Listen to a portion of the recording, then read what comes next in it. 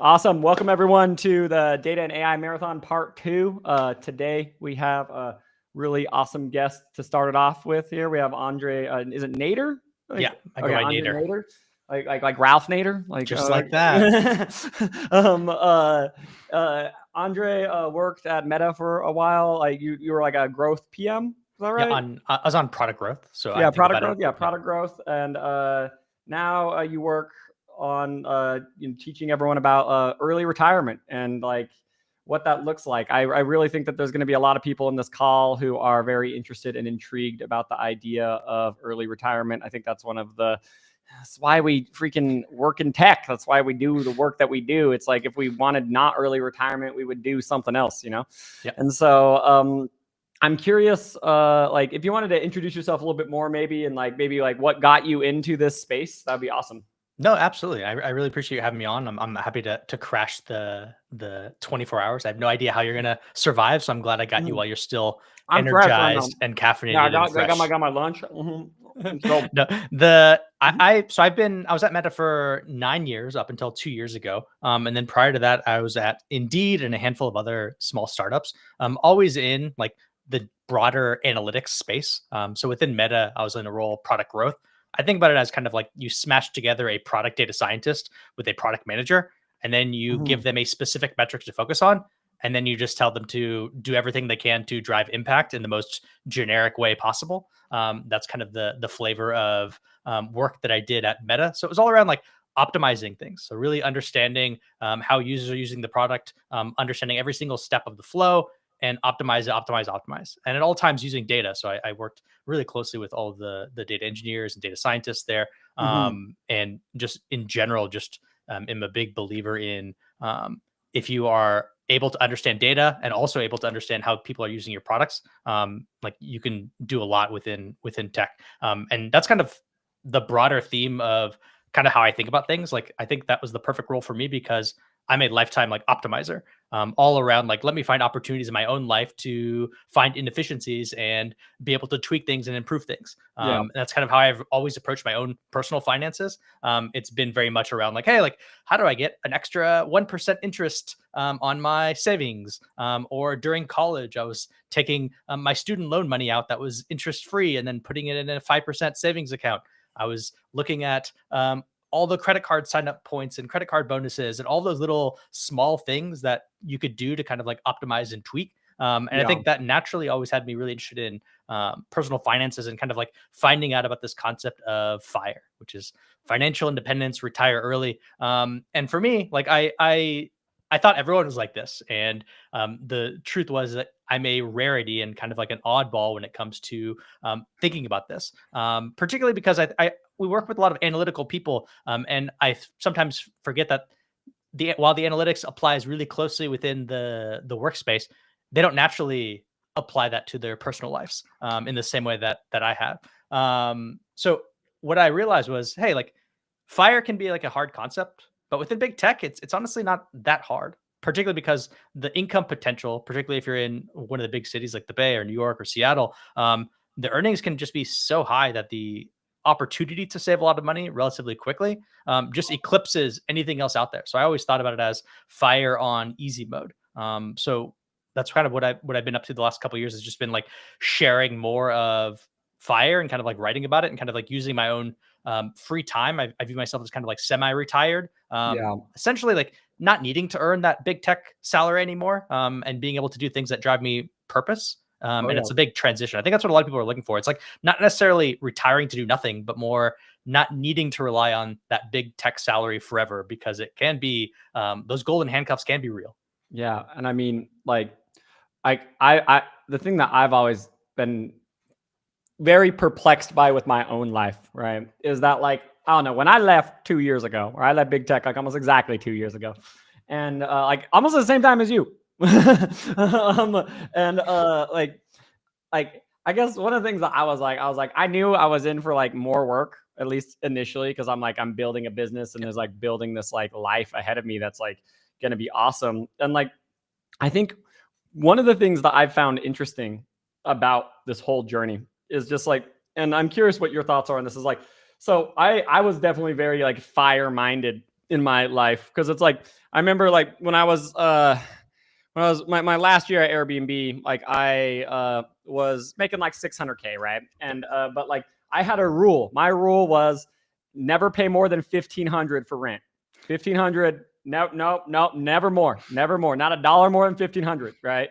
And like it was very interesting because like I had this friend, his name was Will, and because like and my whole perspective was like, okay, but if I do that, then I can, the extra 4K or 3K that I save, I can that's an extra 50K I can like invest every year, right? And it's like that's like I don't know, that's a lot of money, man. That's like that's gonna further my retirement, and it's just like and I can still live a nice life. It's just I just don't have a super nice place. That's the only minus, right?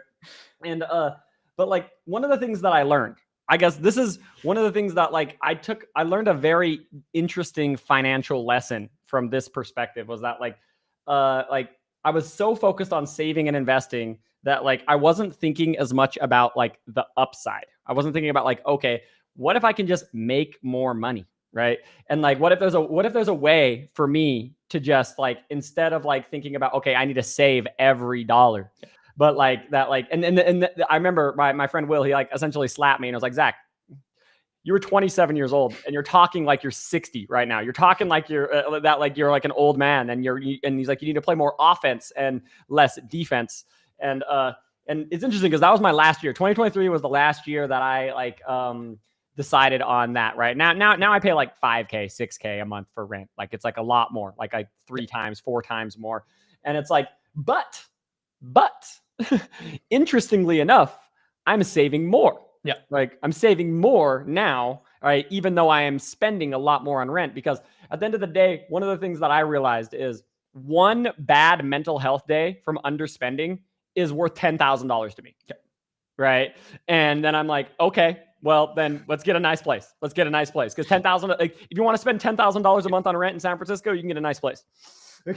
Yeah. No, I'm a big believer in that too, particularly like, I always have to be very careful with when I'm talking about this. It's like when you are in big tech and you are pulling in like $500,000 plus as a household, like the mental model needs to kind of like shift a little bit. It's less around like how much can you physically save and how frugal you can be, and more around how can you optimize your life where you can make that sustainable, because nothing will beat like one more vest. Nothing will beat like another month of being able to survive Fing, or kind of like getting that next promotion. And if you're scrimping and saving, all you're going to end up doing is kind of like burning yourself out on both ends. So a lot of times when I'm talking to people, a lot of it's like less around like, hey, how do you save more money? It's like nail the basics. Yes, you should be saving money. You should be maxing out all your benefits, this and that. But one of the big things too is like, are you spending money on the things that make it so you can keep doing this job? Because you earn a lot of money, but there's a reason. It's a grind. It's not easy. You're definitely putting in the hours. So people like to glorify like, oh, like you're only working 20 hours a week. I'm like, you're not going to last anymore. Like if you're working 20 hours a week, it's very hard to stay around and have that kind of like impact. You're gonna get let go. You're gonna get You're gonna get let go. You're gonna get hit by the efficiency bug or this and that. Like you're just gonna get replaced by someone else that's doing more. Or well, it's like, I mean, these roles that these companies are, especially like I noticed this at Netflix versus all of them. Netflix is like by far the most competitive, cutthroat company I have ever worked for in my entire life.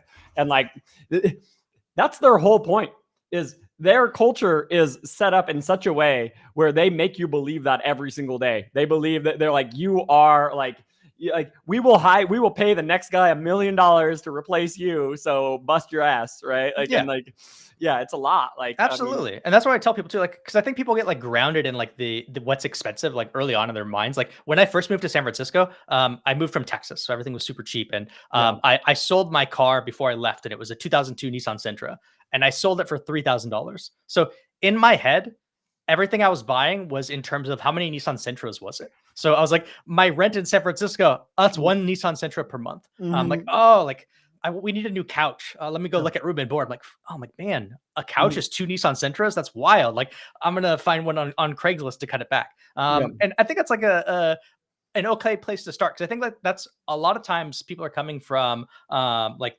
a mentality where like, when you're in college and you're kind of just grinding and you don't have a lot of money, or like you grew up from a position where you didn't have a lot of money, and like the amount of salaries that you're talking about are just like, it's imaginary numbers on a screen. So you get kind of grounded in how much you're spending on a regular basis. But eventually it's going to get to the point where like, hey, you're earning a lot of money. How can you make it sustainable? And hey, like if I did pay $2,000 more per month, and that let me live in a nicer place that I enjoyed, and maybe it was even closer to the office, and my commute was less, my quality of life would be higher. It would make me be able to stay at that job again another quarter. Because if you're talking about like, oh, $2,000 a month, it seems ridiculous in the context of, oh, it's like almost another Nissan Sentra. But in the context of like, all right, that's like $24,000 per year. That sounds obscene to me as a college graduate.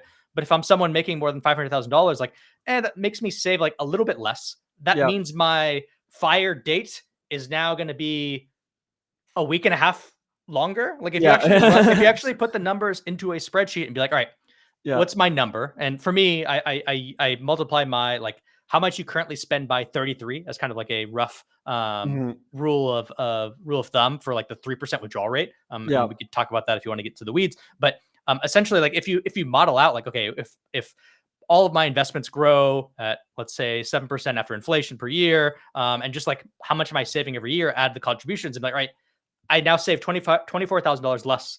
What does that do? And honestly, sometimes it's going to be like a couple weeks or like a month. And then you're like, oh yeah, I'll definitely work another month if that means I can have like a way nicer place that's closer and I don't have to commute hours every single day. And it can be the inverse too. It's like, I'm willing to take a different job that doesn't need that kind of like big salary, and accept that kind of like, all right, I'll work a little bit longer to be able to get there. Yeah, that makes a lot of sense. That makes a ton of sense. Like I really think that you're finding like a lot of things. I think I have a counterpoint for you, just a counterpoint that like is an absurd counterpoint, especially for your analytical brain. This is gonna blow your mind up a little bit, but like here's another perspective that like from my life. This is obviously anecdotal here. This is like, don't think that this is like what it is. Is like, so I had that $1,500 rule, right? And so like the house I was living in before I left, we experienced 4 break-ins in 6 months. All right. And it was awful. All right. Straight up awful. Right. But one of the things that I think ultimately happened for me was like, I was getting to a point where I was like not managing my stress very well. Right. Because there's just like so many things going on. Cause I was like making content every day. I was trying to do YouTube, LinkedIn, and be a staff engineer at Airbnb and deal with these break-ins. And I was like, bro, what is going on? And like, and I wasn't thinking very clearly. So like, ultimately I was like, no, it's the job that's got to go. Right. But I guess in my case, the thing that was really crazy about this is that ultimately, like even within a year, that decision paid off, right? That decision paid off within a year, which is not expected. That's not, the expected value of like starting your own company and building your own thing. Like, I think that like, there's this whole idea of like taking a risk, but I think that that's what that ultimately did for me was like, I was like, I just need to like do something different. I need a brand new life. And so I think, but like, I would say that ultimately that like the way that you think about it, where it's like, you want to play the game for longevity. You want to play the game for freaking like, especially like, it's like, cause if you can do 10 years in big tech, like you're probably pretty much there, especially like if you, depending on who you marry, but like if you can do 10 years in big tech, you're pretty much there. Right. And I mean, that's the big thing. I think that's the thing. Like it matters how much you spend, and you can very easily like earn $1 million. But if you're spending $1 million, like you're going to need to earn $1 million forever. Like that's like the reality of it. But if you're earning $1 million, but you only need 200,000, which seems like an obscene amount if you're not in the Bay or in tech. But that means like you don't need to do that forever. You don't need that $1 million job to sustain your lifestyle anymore. So I think that's the key thing. And I think another point that I've been thinking a lot about on like your journey and a handful of other people's journeys that kind of went and did their side hustle and blew it up and are making way more than they were before in big tech. It's like, I think you did it in a very careful way and methodical way though too. Like you didn't start from zero, like rage quit and then start from zero. Like at the same time, while you were working in big tech, earning that salary, you were building up your brand. You were starting these side projects. You were starting to get into the rhythm of and like dabbling in monetizing different things. So I think it's like a thing that I think is super important, particularly because there's like a sexiness of being a creator right now, and a sexiness of being a solopreneur and doing all these things. And I think that's like it's a good thing for most people, but I think I get a little bit worried when people are earning like $500,000 plus per year, or like in that like very high tech range, and they think it will be as easy to earn that much as a creator. Like you can do it. It's just a lot harder. No, it's way more work. It's way more work. Way harder and way more rare. I'm like, hey, you realize like that's like the top 1% of 1% within the creator space. And like most people aren't even pulling in like $50,000. Like that's like an exceptionally strong showing. So it's one where like, hey, just because like you're earning 500K and you're kind of burnt out by that, like don't entirely like cut off to try starting from zero. It's like start phasing it in a little bit and like just find it's like about finding balance. Like what's something that you can like do that you're passionate about, because that's what I found too. It's like if you're doing something on the side just to make money while you're also working that job that's earning 500K, like you're just adding more work, and what's going to end up happening is you're doing poorly in your day job that's making your most money, and you're probably working on something that you're not passionate about, just trying to earn money on the side, which ends up making you burn out even faster, making you underperform even faster in the day job, and then you're just going to burn out on both ends like relatively quickly. Versus I'm a big fan of like having side projects at all times, even if while you're working, but on things that you're passionate about and not focus exclusively on trying to make money. I think that's kind of like the big difference and the distinction that I like to focus in on. Because if you're passionate about something, you're going to put more time into it, even if it's, even if you're needing to like, all right, I'm not going to watch the Netflix show. I'm going to go and work on this side project or write this article or code up this thing. 100%. Yeah. So I mean, I didn't make any money from social media for 2 years. I made content on LinkedIn every day for 2 years and didn't make a dime, right? And that was like, it was very interesting because you're totally right. Where it's like, when people ask me like, should you be a creator? I actually think that my advice is varied, because I do genuinely believe that like getting like making like 6 figures as a creator, making like 100K is attainable for most people. Actually, that's like, and so it's like, okay, like, and it's like, if you make 100K as a creator and you love it more than making 200K in big tech, maybe do it. Like maybe that's like the way that, because then you also have this upside. You have this thing of like, I think that's the sexiness of the kind of the solopreneur and the creator journey, is this whole thing of like, well, if I crush it, like, this year for me, right? This year, like, is probably going to be almost a 100% raise for me. 2025 versus 2024 is like almost a 100. And it's like, when is that going to happen in big tech? Like, I mean, Nvidia, like, it's like, there's some cases I know there's people at Nvidia who are crushing it way harder than me, right? They just got lucky. But like, I mean, there's so many different ways that you can live your life.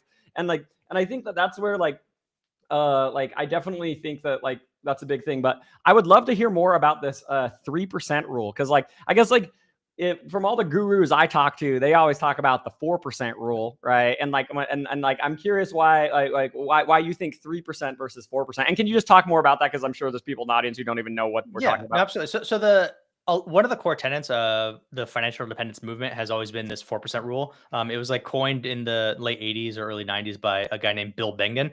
And what he was trying to solve for was basically like, hey, what's the maximum amount of money that people can withdraw from their portfolios over a normal retirement, so it's a 30-year period, and not run out of money. So basically what he did was, let me look at every single 30-year time frame in US market history. So like starting at like 1930 going to 1960, like literally taking 30-year chunks of the market and trying to figure out what's the maximum amount that I can withdraw every single year on a regular basis without that going to zero. Like he was all optimizing around like not going to zero, and not optimizing that around a 30-year period. So the origins of that 4% was basically like in the worst case scenario. So we're talking about going into the Great Depression, immediately like retiring and then having the Great Depression, or retiring and then hitting like the stagflation of like the 80s, where like the markets weren't growing, but then inflation was going crazy. Like, or like 08, right? Yeah. Like 08 too. Like it's retiring right before like a worst case scenario happening, or like COVID or something like that. Like obviously COVID, the bounce back happened much more quickly. But in general, it was all around like worst case scenario planning. And 4% in I think 95% of time periods in that he had history for succeeded. So, and the way that it works is taking your portfolio balance when you're starting, and what's that 4% at year one. So if you have $1 million, 4% of that would be $40,000. And then every single year, you're adjusting that up by inflation. So increasing that by 3%. So that 40,000 is like locked in, and then you're increasing that every single year just by the inflation rate. So you're having the same buying power throughout retirement. It's a very rigid rule. Like no one has that kind of like static spending, but it's a good rule of thumb of like, hey, what's a baseline number that you can give someone to determine like how much they can have to retire on. So I liked it as like a quick math rule, and it's all based on like, one, you can base it on like, what's your portfolio value? But if you flip that, so 4% of 1 million, again, we said it's 40,000. If you did the reverse and said 40,000 times 25, then that gets you that same million. So it's like, it's flipping it instead of saying like, what's my portfolio value? But from a FIRE perspective, it's more of a, how much do I need to be spending every year? Like, what's the end balance that I need? And that's that 25x will get you to that kind of 4% number in that way. And that's perfectly fine if you're a traditional retiree that is banking on a 30-year retirement. But for FIRE scenarios, for me, I was very much always around like, hey, FIRE might be 60 years. That's like twice as long as the traditional phase, or the traditional time period. And I feel like I'm in a unique situation too, where within tech, our salaries are so high that what's the difference between like maybe working like another year and all of a sudden bumping up the confidence level even higher. So I like, if you then change that withdrawal rate to 3%, and instead of that 4%, all of a sudden there's like 0 60-year time periods in history where that's failed. Like historically, like looking at every single 60-year period, there's been none that's failed over 3%. Well, because I mean, couldn't you just like, if you're only withdrawing 3%, can't you just like put it all in bonds and then just like, the key thing is that it's 3% after inflation. Is the one of the big things. So when you're talking about like, oh, I'm putting it in a 4% savings account right now with Wealthfront or something like that, that's not factored in with the inflation. Inflation, like you're really earning that like 1%. And like, or some people are like, oh, let me just buy a dividend that has that amount. But again, it is very conservative. In the vast majority of cases, even at the 4% rule, you'll end up with double the amount that you started with. So by its nature, it's worst case scenario planning. It's all around not retiring going into a like black swan event recession type of scenario. But for me, it's all about like the like, it's a rule of thumb. It's helpful to start with. And particularly at high incomes, like why not earn a little bit more, work a little bit longer to get to that 3%. That's been kind of like why it's easier for me to go with 3%.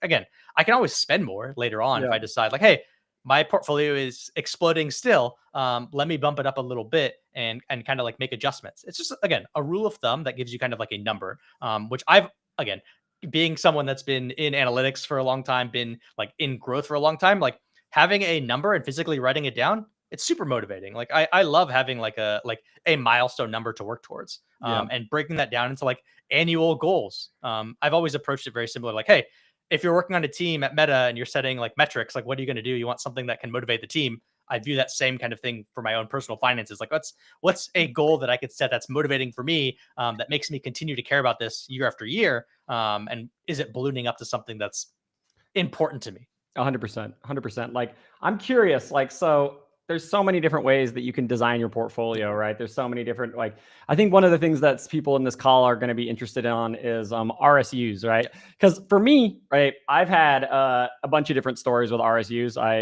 At Facebook, my RSUs did decently. They did like 80%, pretty nice. They went from like 110 to like almost 200, like 110 to 190.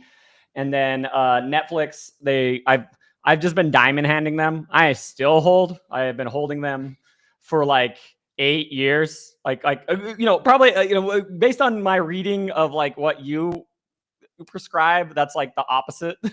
and then Airbnb, I got wrecked. Like, because my original grant at Airbnb was 1.2 million. And even at today's prices, right? And I got that grant like almost 5 years ago now, right? Yeah. And it's like, even at today's prices, it's like 800K or 700K. It's like $500,000 less than the grant value that I was given, because it's like it's just never come back to $200. The stock has never come back. It's just down. Yeah. And so like I'm curious, like I know that there's a couple strategies here. Like it depends on like how much risk and how much like business risk you want to take on. But like, can you kind of maybe explain like the couple different strategies on like how people kind of deal with their stock-based compensation? Yeah. I mean, the biggest thing that I always remind people and want people to start with is view your RSUs, particularly if you're working at a public company, where your RSUs, like that's part of your total compensation. Like, I know people on Blind will joke around like TC or GFO, but like I want people to view their RSUs just like they do their base salary, just like they do bonuses. The amount might fluctuate, but at the end of the day, it is a core part of your income. The companies, that's like how they're paying you. So I want you to. I think one thing that's helpful for people is like think about that the same way that you would any other money that you have coming in. If you had a $50,000 bonus, why are you treating it differently than if you have $50,000 of RSUs vesting? Because from a tax perspective, it's the exact same thing. So RSUs are taxed as income at the moment of vest, whether you sell or not. So again, for all practical purposes, it's the exact same thing as the company that you're working for, giving you that as a lump sum in cash. And then if you hold, you're then deciding to go around and buy buy company stock with it. So one thing I've always pushed people on is like, it's fine if you want to be over indexed on your company, that's fine. Like, but be strategic around it. Like, what are the odds that the optimal amount of company stock that you want just happens to be the number of shares that were given to you when you were hired at that random price when you were hired, plus random refreshers that you've gotten over the years? Like, why is that arbitrary amount now, like maybe a couple of years later, the right amount for you to want to hold or want to keep? So I've tried to like force them to be like, all right, try to put on like try to be analytical about it and try to approach it rationally. Because the one thing is like with money, we're so far removed from money and ration or thinking about it rationally. Like it becomes so emotional. So if you think about it rationally, like what would you do? Like if whenever Meta gave you straight cash, like as a cash bonus, like I'm guessing, did you ever buy more Meta shares with it? Yeah, no. So like very rare, there's like occasional percents of people that will say yes. But the reality is like we treat those differently. I think there's some kind of like endowment effect of like you value more like something that you have that was given to you. Like even if you have no tax implications of selling right away, like for some reason you value that more. And in theory, like, oh, you've seen it grow over the past couple of years, or what's happened over the past couple of years is people have been rewarded by doing nothing. Like the stock market has done well if you work at a handful of companies that have done well. Like maybe the Airbnb is a good example. Like, hey, like it hasn't done as well when you first joined. So I again, think about it as your income and view it. For me, it was always around, I don't need to beat the market to hit my FIRE goals. My FIRE goals are very reasonable. I've already hit a home run by working within big tech and having this high income. I don't need to also outperform the market by being concentrated within these tech stocks to hit my goals. So again, particularly if you're working there, like you're already so indexed on the company doing well. Like if they're doing poorly, you're going to likely get laid off. If you're doing poorly, all of your future RSUs are worth less too. And the corollary of that, like you don't want to be so long, right? You just long. You want your vectors to be a little bit more like orthogonal, right? You don't want them to all be pointed in the same direction, right? Yeah. And again, it's more on like for me, like particularly while you're working at the company, like if the company does well, awesome. All of your future RSUs will be worth more too. And it's not like I was taking the money and doing nothing with it. I think that's the other key piece is having a plan for what to do with the money after you sell. Because I think that's what stops people. Is like one, they don't realize that it's taxed the same way as income. But two, if they did sell, they don't have a plan of what to actually physically do with it afterwards. So for me, that what was helpful was like, hey, I knew I always wanted to keep the money invested. I just didn't want it to be all in one company. So I've always been a very boring investor. I follow kind of like it's called Bogglehead approach, which is all around like low fee broad market index funds. You see things like VTI, which is Vanguard's total market ETF, which basically buying all 3,200 plus companies in the US, all with one ticker. You're like, I'm going to buy what, don't pick the stock. I pick all the stocks. I picked the global market continuing to grow, or like the US market continuing to grow. So for me, I outlined, I'm like, hey, like my asset allocation or whatever is kind of like, hey, I want mostly US. I also want some international, and I want some bonds to kind of like buffer it out a little bit. And whenever I had excess cash, I was like, awesome, go turn around and buy some VTI or buy some VXUS if I wanted international. So the money was still growing. It wouldn't have done as well as if I was all in on a handful of companies that carried everything. But I didn't need to rely on getting lucky and happening to work at one of the handful of companies that did really well. So I think we're like, because again, like for every NVIDIA, Meta, Netflix out there, there's going to be 10 more companies that have done nothing over the past decade, or even have gone down. Like I think people forget, like stocks don't only go up into the right. Like there's Intel, man. Like Intel's been having a rough time, right? I mean, freaking. Yeah. I mean, for sure. I think this will be an interesting thing to just illustrate to people here. Is this gonna work with 3 screens? Okay, good. That does put us in. Okay, infinity. Okay, cool, amazing. But so I just want to explain something to people about like what can happen when you're holding stock and especially when you're holding because Netflix or Netflix. Let me back up too. Like Netflix is unique where they let you choose the amount of cash you want versus options. So I'm curious, when you joined, what percent did you choose? I chose 15%. 15% was mine, which was like it also felt like an unbelievable amount of money. And so because it was like 15%, it was like so it was like $75,000 I chose, but then they give you 5% on top for free. So it was like essentially 20% allocation, and then it was like 75% allocation for cash, and then 20% allocation for options. And so I just want to go over this chart with y'all. So we have to go to the max chart. So I essentially worked at Netflix during like this period of time, like right here, right? Essentially, roughly speaking. And you'll see it was pretty flat, 2%, right? And so and your options aren't worth anything at that point. Yeah, no, they were worth like $5,000 or something like that. And I was like, wow, and I paid $75K for them. Right. And so then it ran, right? It ran and it did some crazy shit here. And then up here, right?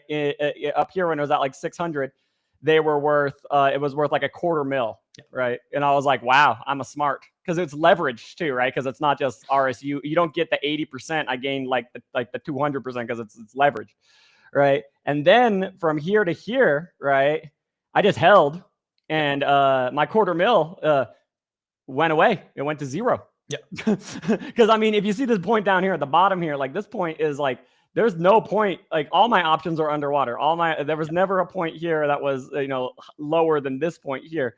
Right. And then I was like, wow, I'm a dumb person. I felt this drop right here was extremely emotional for me. This messed me up really, really badly. Right. And so like the thing was, I was like, okay, whatever, I'll just, but they're like crazy because they're 10-year options. Right. So I was like, okay, well, I still got like 8 years. So I was like, let's see what happens. Right. And now it's like it did 500%, which it was like, but it could have just been flat and I could have just lost all that money. Right. And so it's like, there's so many different ways that things can go. And I mean, at this point, like I'm definitely at a point in my life where I'm like, okay, this is a lot. Right. And I'm like, okay, maybe there's a point when I need to figure out what I need to do with this money, because it's like I'm probably overexposed to Netflix now. But anyways, I'm just trying to say that like when you refuse to sell, right, and you just you diamond hand, right, you can lose everything. Literally, especially like if you get paid in options instead of RSUs, it's very difficult to lose everything with RSUs. Yeah, with RSUs, like unless the company goes out, like you still have something. It's just like there's a big difference if you received like $1 million, and then the stock drops in half. Like it's like that's like half as much that you have going over 4 years. So like, but it's not zero, which is a big difference than Netflix's options. Like the upside can be huge, but the downside is like you just worked that entire time and you had nothing to show for it. And it's like super interesting. I think the important thing there is for you is like you said you felt uncomfortable during that drop. That's kind of like that feeling right there is kind of like, hey, like that tells you that you're like, hey, I'm over concentrated in this position, or too much of a percent of my portfolio is attached to this one company, to the point where if that one company does poorly, I can't sleep at night, or like I'm getting like my stomach is causing acid reflux. So that's like a big thing too. It's like, if you want to be over indexed on your company, that's fine. Like I tell people to like write down what percent of their overall net worth they are willing to have attached to the company. Or I'll do the same thing too. Like some people are big into crypto. It's like, what percent of your overall net worth do you want attached to crypto? And like physically write that down, because what happens when you're so concentrated is that 5% can quickly end up being like 25%, 50% plus in a very short period of time. But if you're disciplined around like, hey, I physically wrote down that I'm going to keep it around 10%, which is again still highly concentrated, but maybe it's like much more reasonable than 50%. And I have a plan for what to do with the money afterwards. I'm still going to be invested in the market. So if Netflix is doing well, or like if I'm at like Meta or Google, like if they're doing well, that means that the overall market's probably doing well too. So I'm still going to take advantage of the upside. Maybe I'm just not going to, all of my fire plans aren't hinged upon one or two companies crushing it. Yeah, it's like I don't have to be like, well, if Disney Plus crushes it, I can't retire. Yeah, that's for me. Like I was at Meta 9 years plus, and every single vest I would sell on vest and just buy like VTI. And again, from like I think I was looking, I was like I sold as low as like in the 60s all the way up to maybe like I think it was like in the 300s by the time I left. Yeah. Before now jumping up to like the 700s of the pesting. So and you're like, damn. I would have done way better if I just held. Except like, but then if you asked me last month again, I looked at I had a diamond hands versus diversification analysis that I ran. And like last month, it was actually showing like, hey, the VTI was now doing better again over that entire 9-year period. Now it's back up in Meta's flavor, but like the huge swings and fluctuations, you're going to see that much more if you're so concentrated. And like all of your plans are hinging upon like one company doing well. And that like, what are the odds? Like, I don't know. For me, I've been like, hey, I hit a home run by working at this company and having this high tech salary and just be like getting lucky to some extent and like owning that. Like, that's awesome. Like, yes, I have the skills. Yes, I recognize the opportunity, but some of it's luck. Like, what's the difference between like if you work at NVIDIA versus Intel, like maybe 10 years ago? They probably look the same on paper. Maybe Intel even look better. But sometimes you just get lucky and like things go well. But then there's the other side too, like I don't know. I've just always been like, I think what's been interesting too is like this year, like the drops have been really heavy over the last month. So I think if you're working at these companies, like just physically gut check yourself. Like, how did it feel when things dropped? Or like even the random stuff, like, hey, a random AI model in China came out. And all of a sudden, all of the tech stocks are down 5%. Like that just tells you like, hey, like how volatile just being in a handful of companies is. Or like maybe your CEO does something stupid and all of a sudden it drops. Like, you've executed perfectly. Your company executed perfectly, but the CEO does something, or like some executive does something, or like they pass different laws. He smokes a joint on Joe Rogan. Yeah, it's like stuff that you can't control. That like and if you're all in on those handful of companies, then like I don't know, like now I can't retire for 5 more years because I was so banking in on these 1 or 2 companies. So again, like my big thing is like I don't need to outperform the market to hit my goals. I have reasonable goals. I kept my spending in check. Still living well, like renting a single family home in San Francisco. It's not cheap, but able to have the life where I'm not required to earn a FANG salary to sustain it. That's amazing, man. That's amazing. Like, is like, I guess one of the things I had a viral post like the other day about SPY and about how like it's not as like diversified as it once was because of like just the run up in the Magnificent Seven. And like, I'm curious what your thoughts are on that. And is that one of the reasons, like, have you shifted a little bit more from like SPY to like VTI, like because of that? Or like, that's a good question. Like I've always been, more into VTI. So VTI is the total market. So it's 3,200 companies versus people are only all in on S&P 500, which is only 500 companies. And honestly, like there's like 90% plus overlap between the two, or like maybe even higher than that. So they're essentially like very similar. Just like the S&P 500 is like so heavily weighted on the top 7 companies, but the same is true over the overall US market. I think that's like you're not getting that much more diversification away from that.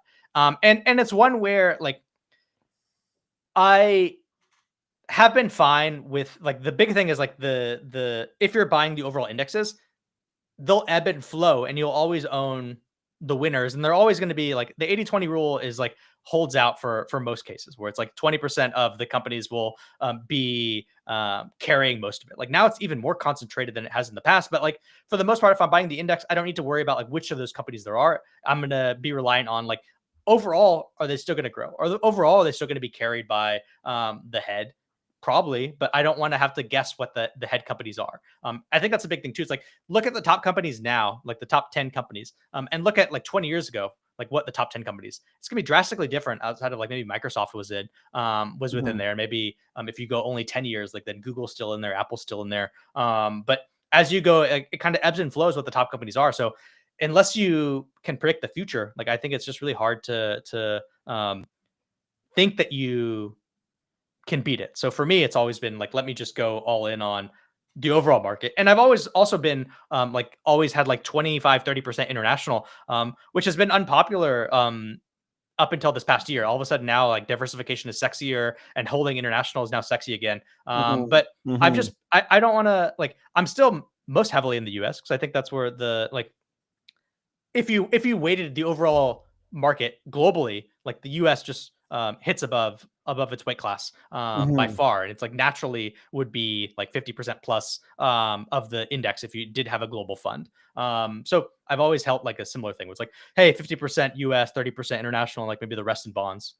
Nice. I like that. Like, what's your opinion on crypto? You have any, I guess I feel like crypto's all over the place. Like, I mean, so I personally hold zero crypto, but I have no issue with people that do hold it. I think the main thing, again, like I tell people, is like, be strategic around like how much you hold. Like they've done exceptionally well. Like it's one of the top performing assets by far. For me personally, it's just I think it's like a FOMO game where I've just been able to kind of like stay out of it. And would I have done better if I had some crypto? Yes.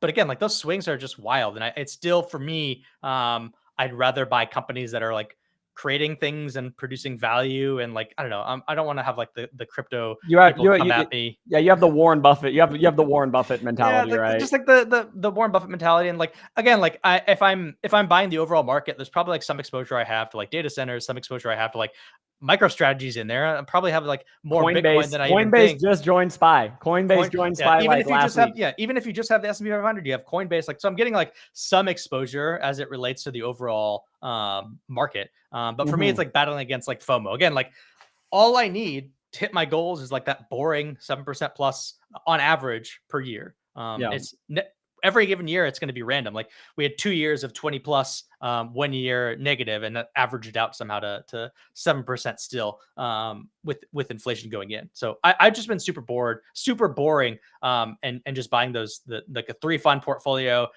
keeping it balanced and just continuing to invest.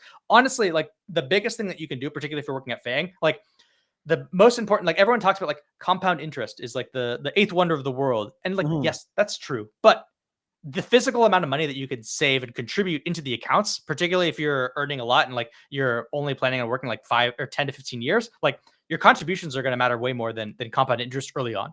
Compound interest is going to carry you and make that portfolio last 60 plus years. But early on, like the biggest contributor to your net worth is going to be how much can you physically be saving into these accounts over the next 10, 15 years. And that's again, so for me, like we're talking about like metrics and goals. Like I've always goaled myself on dollar contributions into the different accounts that I have. And because I felt like that's something I can control. I can't control my net worth, like because it's in the market, like it can go up and down. You don't want a metric that you don't have control over. And you could say to some extent, like, hey, how much control do I have over my contributions if so much of my money is coming from RSUs, and RSUs can fluctuate? So there's like some validity there. That's why sell on vest though. Sell on vest really does minimize that, because then your exposure in the market is only for like a limited time, right? It's only and so like, I mean, hopefully, I mean, obviously a stock can go down 90% in one day, but it's like, I mean, that probably won't happen. Odds are, if you again, like if it's taxes income at moment of vest and you sell, there's no additional taxes that you have to pay. Like you only pay tax on capital gains. So people fight me on this for some reason on LinkedIn, but they just don't understand. Like at vest, if you sell, there's no additional taxes. Like, because again, it's only on the gain, and like at vest, there's no gain inherently within in the stock. So then when you go and diversify that, then again, like you're buying into the overall market, you're not concentrated anymore, and you're able to again like have that contribute to like your overall portfolio. And one other thing I've always done too is like in that contribution goal I have, I actually physically exclude stock in companies that I work for, or my wife works for, as like an extra thing. So it doesn't even count in my spreadsheets if if I don't sell. So I have extra incentives. Personally, it's not rational, but I accepting that I'm not rational, and I'm Yeah. accepting that I want to game my own metrics and make it count. So I use my own psychology against me, knowing that I'm so metric focused and goal focused. It's like, hey, it doesn't count unless I buy into these index funds, so I have to sell it in order for it to count. So again, like play like with your own emotions a little bit, and like know that, hey, it doesn't count. I can't add it to my net worth spreadsheet unless it's not in an index fund, and that's kind of like a good way to manipulate yourself into proper behavior. I love that. I love that. I mean, like, I think that that's a big thing about this stuff. I love the idea of automating things, of just like the contributions are automated. They go in, they get pushed in, you don't think about it, right? Because then it's like, if you're having to think about it, like I think for me, that's been one of the things that's been such a mess since I became a freaking because when you like start your own business and then it's making money and all this stuff, it's like, then you have another decision to make, which is like, okay, do I put this to retire? Do I put this back into the business, or do I like spend it like to live my life? Right. And you get like this whole other, like, there's like this whole other like decision-making process that you have to think about as you like kind of go through your life and everything. That's where solo 401k, that's been brutally awesome for me, because it's like, that's the thing that's like, it makes it so that, like, because all that is tax deductible, and it's like you can do, because when you are your own boss, you can do your match as well. Like you have your contributions and the employer, because you are the employer. every single dollar I earn on Fangfire it goes straight to my carry solo 401k. Yeah, that's amazing, including like the after tax. So the like, yeah, so it's like you have that's like, then you hit 70K and like you're kind of capped out on those contributions. But that's 70K that you can kind of like, if you're working at these companies, that's coming out of your paycheck. So it's like just changing a percent on the screen. So that's why I always tell people, like, nail those basics. And the basics is like, max out your 401k at least. Come on. Like if you're earning 500K, there's no reason why you shouldn't max out your 401k plus your mega backdoor Roth. So that's like 70K total, including your company match, just right there. And then if you're at a company that has an ESPP, like, that's free money. You just have to pick it up. Like nail those foundational things. You don't have to make it more complicated. I think that's like one thing that gets people is like, we start earning more money and then you start playing these games around like, how do I save money on taxes? Let me go buy some Airbnbs and do some short-term rentals. Or you're also going to have a lot of your friends hitting you up for like, hey, like, let me make angel investments and like do all these fun things. Like, that's fine. Like, do that with some of your portfolio if you're wanting to, but like, you don't, just know that you don't need to do all those complicated things to hit your goals. You can be boring and do none of those things. And you can rent and you can do all these things and still be able to retire early, still be able to fire. You don't need to buy houses. You don't need to have rental properties.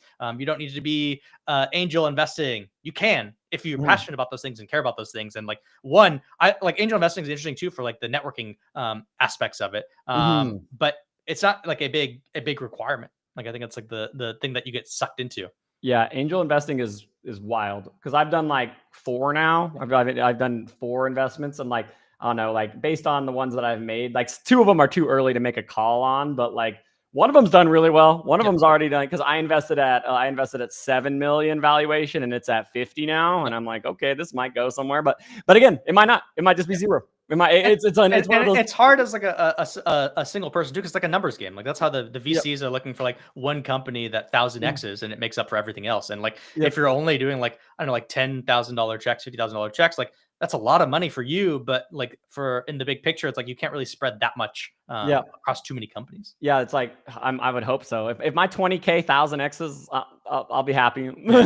Like, even I think I was one of the many people during like the pandemic that was in like angel investing groups with ex coworkers and like put a couple like small sub $5,000 checks. But it was mostly for like the networking and like having something to do during the pandemic, but it was always very small. Like, but I think it's okay too. Like, I view like angel investing in the same view of like, for me personally, as like crypto. It's like if you keep it sub 5% of your net worth, then like you can have a little bit of like, if you're nailing the 95%, the 95% is like the boring stuff. Then you could be a little bit more speculative on the and then that can go, and then that, and yeah, it's funny because like when it was funny when the founder who I invested in the company that went from 7 mil to 50 mil, I even told her, I'm like, well, I guess it's time to liquidate the 401k because you're my retirement plan now.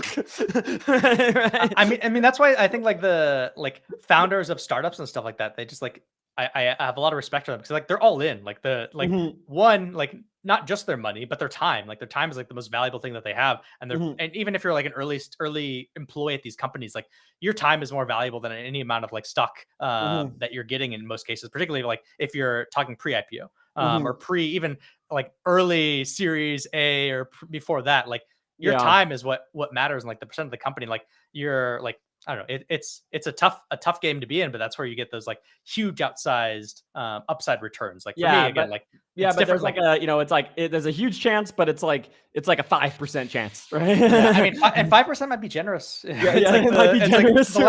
It's like maybe during COVID 5%, and if you're working on a specific types of projects, or like maybe right now if you're in AI and like maybe that's what this company is. It's a company called Addleflow. They do they are going to get rid of prompt engineering. Yeah, because they can just it's prompting that can optimize itself. Yeah. So it's a pretty cool space to be in. But Andre, thank you so much for showing up today. I really appreciate your time here, and I learned a lot. It's always great to hear another person's perspective on this retirement stuff. So for everyone listening, I'm dropping one letter of a discount code every hour at the end of each session, and the first letter of the discount code is D. So that's going to be our first letter of the discount code. You will be aware it's a limited supply discount code that will be made obvious here in the next couple hours. So awesome, Andre. Thank you so much. Let me Fangfire is fangfire.com? Yeah, that's it. Fangfire.com. Okay, let me throw that up. A's you want in there. Yeah, so fangfire.com, that's where you can get that newsletter. Definitely follow him. Like I love the content. It's one of those things that helps me remember, like whenever I'm like busting my ass and I'm like, holy shit, there's all this stuff going on. And I'm like, but having that North Star, I need to be more organized like you and like actually have like, okay, what is my number? Because the one thing I don't do well is I just do not track expenses like at all. Like for the most part, the only things I track are business expenses, but like my own expenses, I just don't really track. My one last plug. Yeah. Track your damn expenses. Like use something like Monarch. Again, your data engineers view it as logging for your personal expenses. Like just add that logging. You can go query your data later on. But just have that logging in place where you can easily access it to do the analysis to determine how much you're spending. And then you can kind of correlate that with your happiness and your well-being, right? And then you can see what your number is, and then then you can project when you're going to retire. It's amazing, man. You don't have to budget. It's not about cutting back, but just having the number so you can make being aware, decisions. Right? Yeah. Data-backed arguments. Isn't that what we do in our day job all the time? So it's just for sure. Doing the same thing for your own personal life. Yeah, it's amazing. It's amazing. We can probably take one. We can probably take one question potentially. If anyone has anything real quick here, we can. We'll see if anyone in the chat has any questions here that would be of use, because like I definitely learned a lot here. Like I'm trying to like figure out what this looks like. I mean, how have you been liking Substack? Do you like writing on Substack? I've been. That's one of the things that's a theme over the last 5 hours now. Is like I've been really encouraging people to write and get their words out there and get their thoughts out there, because I really do think that like that process is something that really helps people a lot.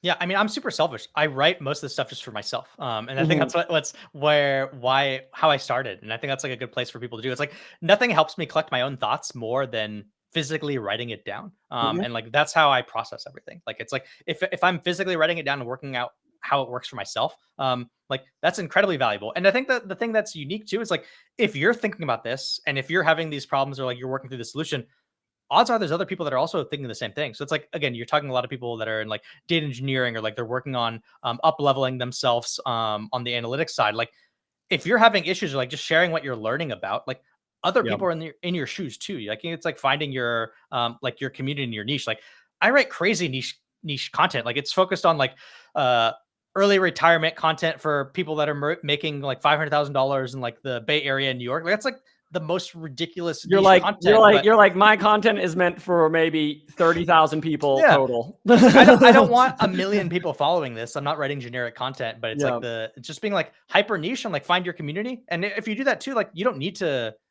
be writing for everyone else. Just write for yourself and write for people like you and like what you wish you would have known before you started whatever you're working on. Yeah. But I like Substack overall. Like I think it has like, it's super powerful, like the network effects that it has when you're connected with other writers, like on the recommendations. But overall, it's like the network doesn't matter. Like the thing doesn't matter. Like the thing that is the most important is like just physically write, physically create content, physically do the thing that you're thinking about doing. Because nothing matters more than like getting those reps in. Your first pieces of content, whatever platform you choose, is going to suck, but just keep writing and you'll get better. Yep. That's the whole point. That's the whole point. Ruben's asking, would you be open to build an AI that is an extension of you, like an Andre AI? Yeah, I've actually had a number of companies do this, and I think it's interesting too. It goes into like the broader space of like AI within personal finances is like interesting. I don't think it's gotten anywhere. Like right now, all it's been is like talk to your money and talk to your portfolio and like do analysis on your portfolio that you have to like physically ask. And that's like interesting to have. Like it's been fun to like ask my portfolio. I'm like, oh, I want to rebalance. Like where am I holding too much concentration in international? Like which accounts is it physically in? Because I have too many accounts, and being able to have an AI automatically query my own data and answer that's interesting. And then also similarly, it's like, hey, if I have all of my posts pulled into an AI that's like referencing, okay, now give me my own advice based on all of my own content. And I have myself criticize myself. And it's like, it's interesting. It's like, tell me like, oh, like I'm doing some things that are against like the things that I said I should be doing. So it's like a good reminder for myself. And that's one of the reasons I write too. It's like, I write because it keeps me grounded in like what I think I should be doing. And I can reference my own stuff in that same way. So having that AI, it's interesting. Like I think being able to do that. And like I know I've been one of the tools I use is Mezi, and I've worked with the CEO over there, and like he's imported all of my old posts, and like we've been playing around with that concept too. It's like, all right, analyze my portfolio as if you were Andre, and like how he would look at it from a fire perspective. And it's gone through and done like, that's interesting. So there's something there around like, what if I want to tap into like different people's opinions, specific people, and I want to like subscribe to like their lens against my own accounts. And there might be something there. I just haven't like, it all is like it's everything right now is like, that's interesting, but I don't know if I'd use it forever. Like it's all, I'm waiting for that like those magical moments where it becomes more than that. And it can like fully replace like financial planners or stuff like that, but it's just not there yet. Like it'll like, make the trades. It'll make the trades. It'll automate that stuff. It'll like I want my money to automatically move into the most optimal place based on like the right things. It's like, I don't trust it yet. And I don't think anyone does. It'll get there though. Amazing. Thank you so much. I need to take like a 2-minute break before the next one, but have a good one, Andre. I really appreciate your time here.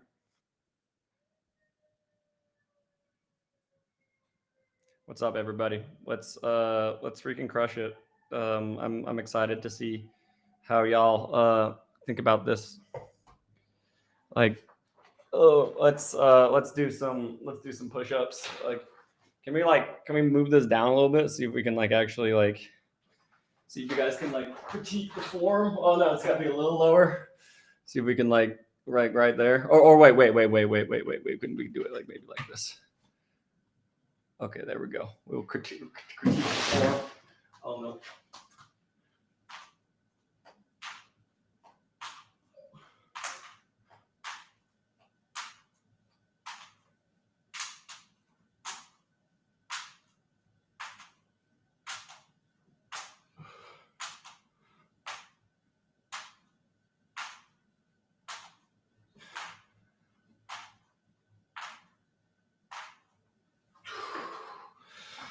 All right.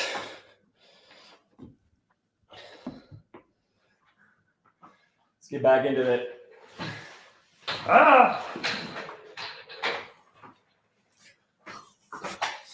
Deval should be here in just a second. So we have Deval, and then we have Toby, and then we have freaking. It's going to be great.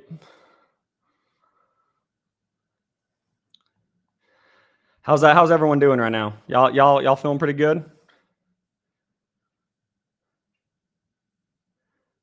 I'm excited.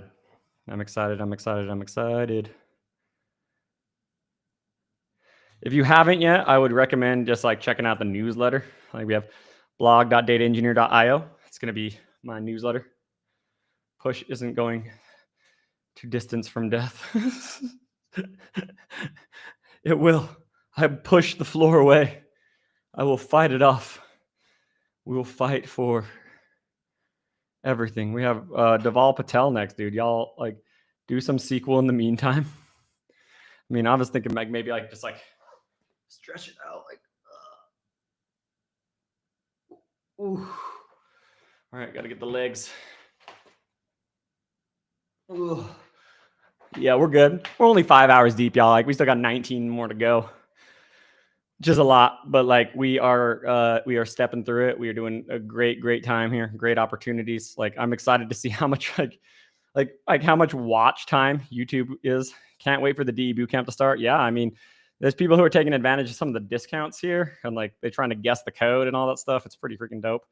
Like I'm excited to see what happens here for people. Like definitely check out. Like you can already use like live too. It's a nice little discount code if you want to like get in there. Bro, your screen is too bright. Close the window behind you. I can't close the window behind me. This is the fucking window. It is closed. Right? I can open it. You want me to open it? See, I can open it. Bro. It will get better as the night progresses. It will get better. But 1 second. Let me see where Deval's at. He should be here any second. We get another guest here.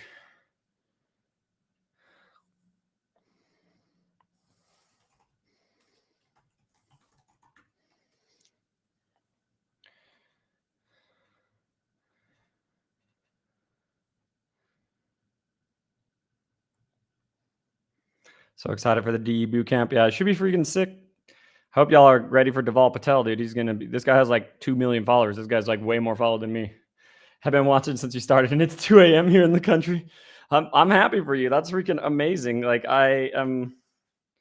Are you logging all the futile attempts at guessing? Yes, I am.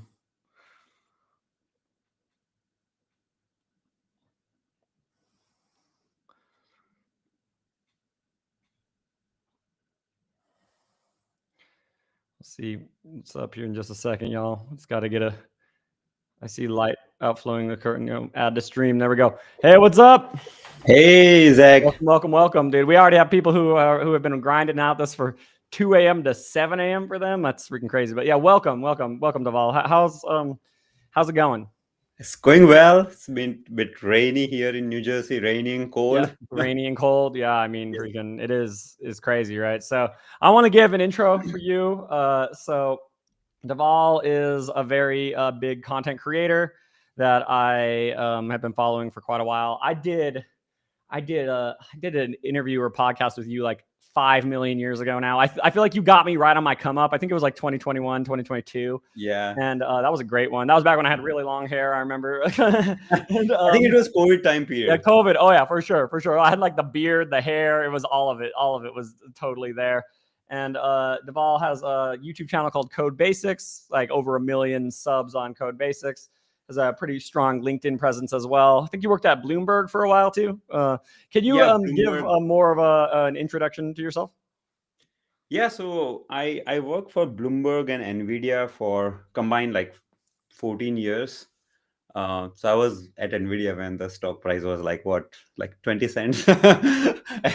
Should have stayed. Yeah, I don't have stocks, by the way, so don't think I'm like some kind of multi-millionaire. Yeah. Then, so in the various roles, data engineering, data science, software engineering. And while I was at Bloomberg, I started teaching on YouTube.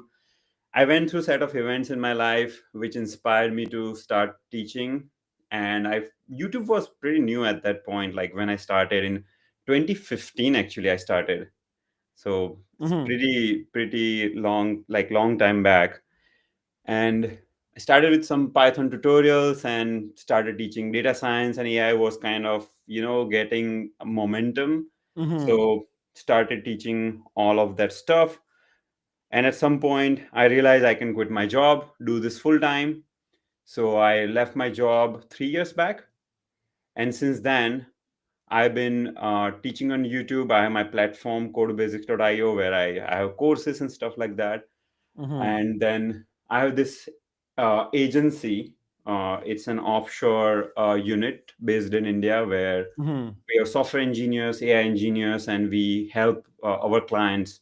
Majority of our clients are based in US. So I work with a lot of clients on real projects, because that way I feel like if I want to teach something, I also want to work on the real industry projects and kind of, get that first-hand experience so that I can translate that into my teaching content. So that's what I do right now. Like applied teaching, like teaching from lessons, teaching not just teaching like, hey, I read the docs one time and here's how to do things. It's like, nah, like, I mean, I'm the same way. It's like, that's why I love teaching data engineering, because it's like I just have so many stories from my time in big tech that like allowed me to like kind of go through some stuff. But I mean, that's amazing, man. That's amazing. So like, how long have you been doing Code Basics?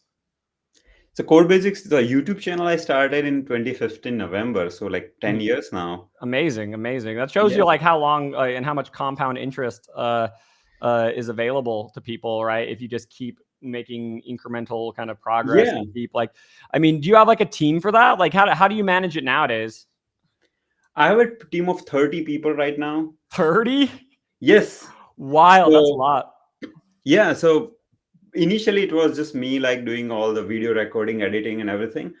But now I have a team of video editors, graphics designers, and I have this platform like on my we have like 500,000 students actually already on my platform. So I need a lot of human staff to support them with Discord queries, like there are like phone calls.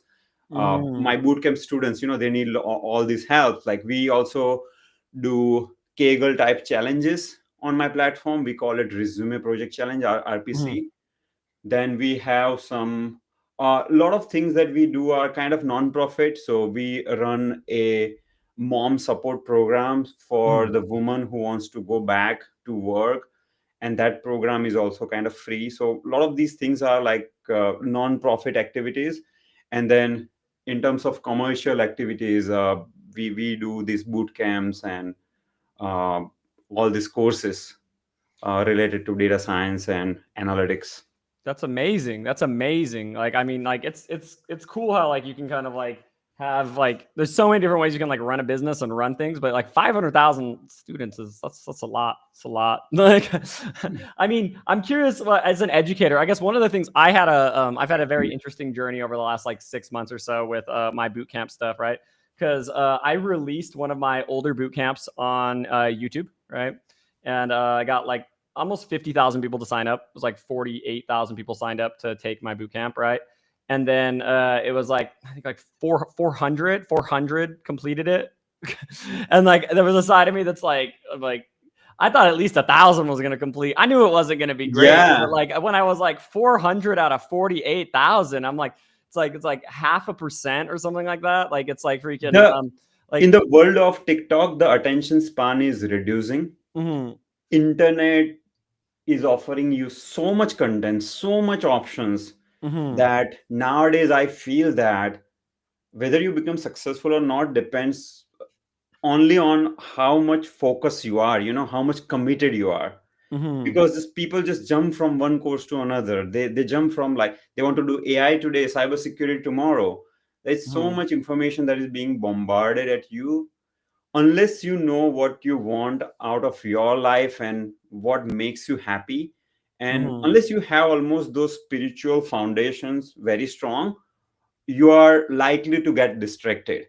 That is the reason these people, they don't complete the course, right? Like just imagine like how many Udemy courses you have bought and how many you finish, right? Like percentage completion is so low. Oh yeah. And like, I mean, I wonder, do you have any, have you found any learnings there of like how to make that better? Yes. So we knew that this is a problem from day one, and our course completion rate is much higher than the industry standard. And what we are doing is incorporating a lot of cinematic experiences into our courses and into many of our videos. Like if you go to Code Basics and search for T20 cricket analytics video, so what we did over there is we will create a story, so it will feel like you're watching some Netflix kind of series. So I have all the props, by the way. Like I have all the props, like beard and all that. So we do that kind of like a skate and drama type of play. That's amazing. And we also show like the meeting, like the scenes from the meeting rooms. Let's say you're having a stakeholder meeting, right? Like, let's say you're teaching a data science project. The project starts with some kind of email and stakeholder meeting. So we have this interesting scene with some fun and comic and comedy elements in it, where a couple of stakeholders are discussing something. We give this like funny names to these characters as well. And at the end of the meeting, they get to learn. But then watching that video sounds like you're watching some series on Netflix, Oh yeah. some office drama kind of thing. And that increases the engagement. And when it comes to the actual technical tutorials, we try to use a lot of analogy and a lot of simple explanations, so that cognitive burden that people have when they are learning a complex topic, for example, it can be minimized. Yeah. Like I find that that's definitely more of what I'm trying to figure out, is like how to branch into that space. Cause like, I feel like that's one of the things that like I've gotten a lot of feedback on, because all my content is like really dense, right? It's like my shortest video in my bootcamp is 45 minutes, right? And I'm like, all right, I'm like, good luck, right? And it's like, and like part of it is there's caring about the learner and caring about like what they want and everything is super important as well. But like, it's interesting because there's a trade, right? Because I think just like what you're saying is like, okay, who is my student? Who am I supposed to teach? Because like, there's a side of me that like, I guess when I'm thinking about this being an educator, there's a side of me that says like, my goal is to find those people who are spiritually aligned and who are ready to commit.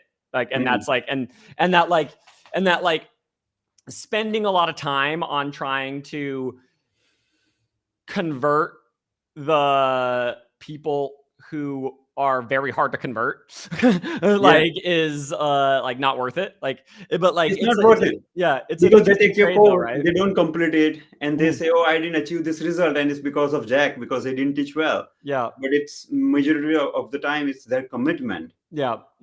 Yeah. So one of the things that we do is like, we don't run any promotion, nothing, like no like Christmas discount, no this discount, that discount. Yeah.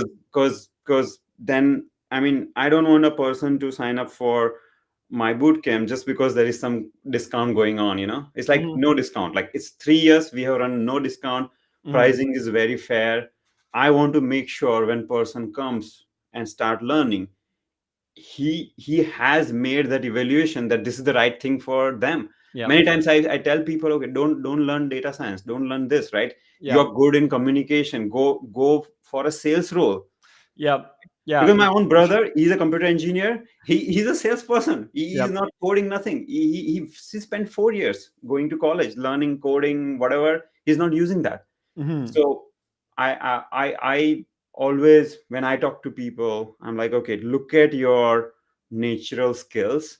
And that Ikigai diagram, like try to find the 4, right? Yeah, that three like what the world needs, what you're good at, what you enjoy, and what you can be paid for. What you can be paid for. Yeah. Exactly. So try to find that, and it doesn't have to be technology. It can be plumbing. It's fine. It can be anything, as long as you enjoy. What's going to happen is you will continue, and at the end of the day, like how much money you earn, I mean, that doesn't matter as much as whether you're enjoying that work. Let's say you're going for work, like you're spending 40 hours, which is more time you're spending than the time you spend with your family, right? 40 hours is a serious commitment that you are taking. You better like that work. If you're doing just for money, I mean, you'll be paying your mortgage fine, you have food, but then you're not happy, right? You are not, you lose that thrill over a period of time. And your mental health, your physical health, it will have a big impact actually.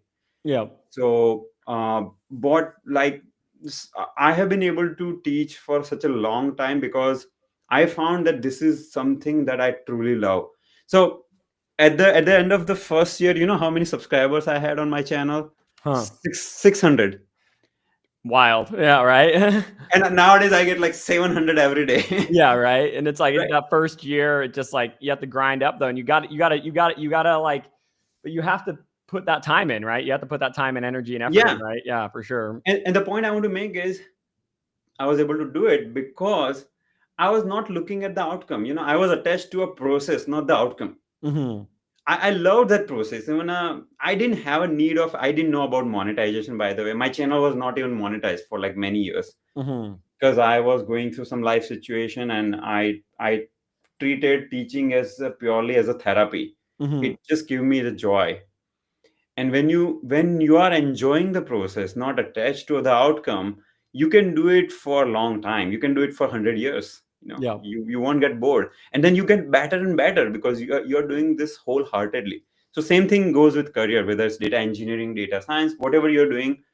I think you better like it. That is the only way. Yeah, I found that in my own careers that I when I was in data engineering, one of the things that's interesting is I'm kind of known as the data engineering guy, but like for me personally, like doing the data engineering work day to day, I knew I was burnout prone. I knew I was burnout prone because the only way that I was able to like do it was I had to get into a new company every 2 years because it was like because then Exactly. it was like I was like, well, I can start over and then I can just do it again and I can start over and I can do it again, right?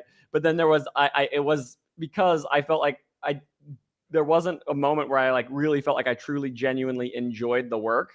Whereas like now in this like, data expert teaching role that I'm in now, like I love it. I love every minute of it. I think it's a very, very awesome, very Yeah. powerful place to be. Like it's and then it's interesting because initially I was like, oh yeah, I'm gonna make so much less money. I'm gonna be like, it's gonna be brutal, right? And I'm gonna have to take such a step down going from data engineer to teacher. But then it's like when you work in a role that is really true to you, like there's a very strong advantage there because you can just work like a lot. Yeah. Yeah. And if someone wants to compete with you, they have to like that work with the same intensity that you are liking it. Mm-hmm, mm-hmm. And finding that percentage is like very hard. Like you can fake it and you can pretend you're liking it, but if it's not coming naturally, those people, I have seen people like they start something and then they just give up like after some time. Yeah, that's one of the things that I think is interesting about software in particular is I remember this was something that I don't know, like 10 years ago, like when I was early in my career, I was actually kind of judgmental of these people a little bit of like, oh, you're just going into software for the money, right? You're just like, oh, you don't even like actually enjoy it, right? It's something that like, and like, I mean, nowadays I'm like less of, I've matured and I've gotten better, but like, I'm curious, like is that something that you think you can foster? Is it like something that you can like if it's something that like maybe initially you don't really enjoy that much but that you can develop a love for, or is it I something that's think more like built in? I think you can foster it.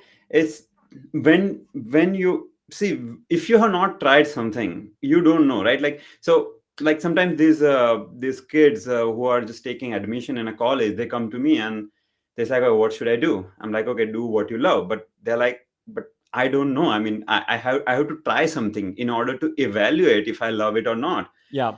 So first you have to experiment, you have to experience it, right? if Yeah. if I love, let's say, samosa, or if I love a burger, I have to first try it, eat it for a few times, and then I can make that judgment that okay, I like this process.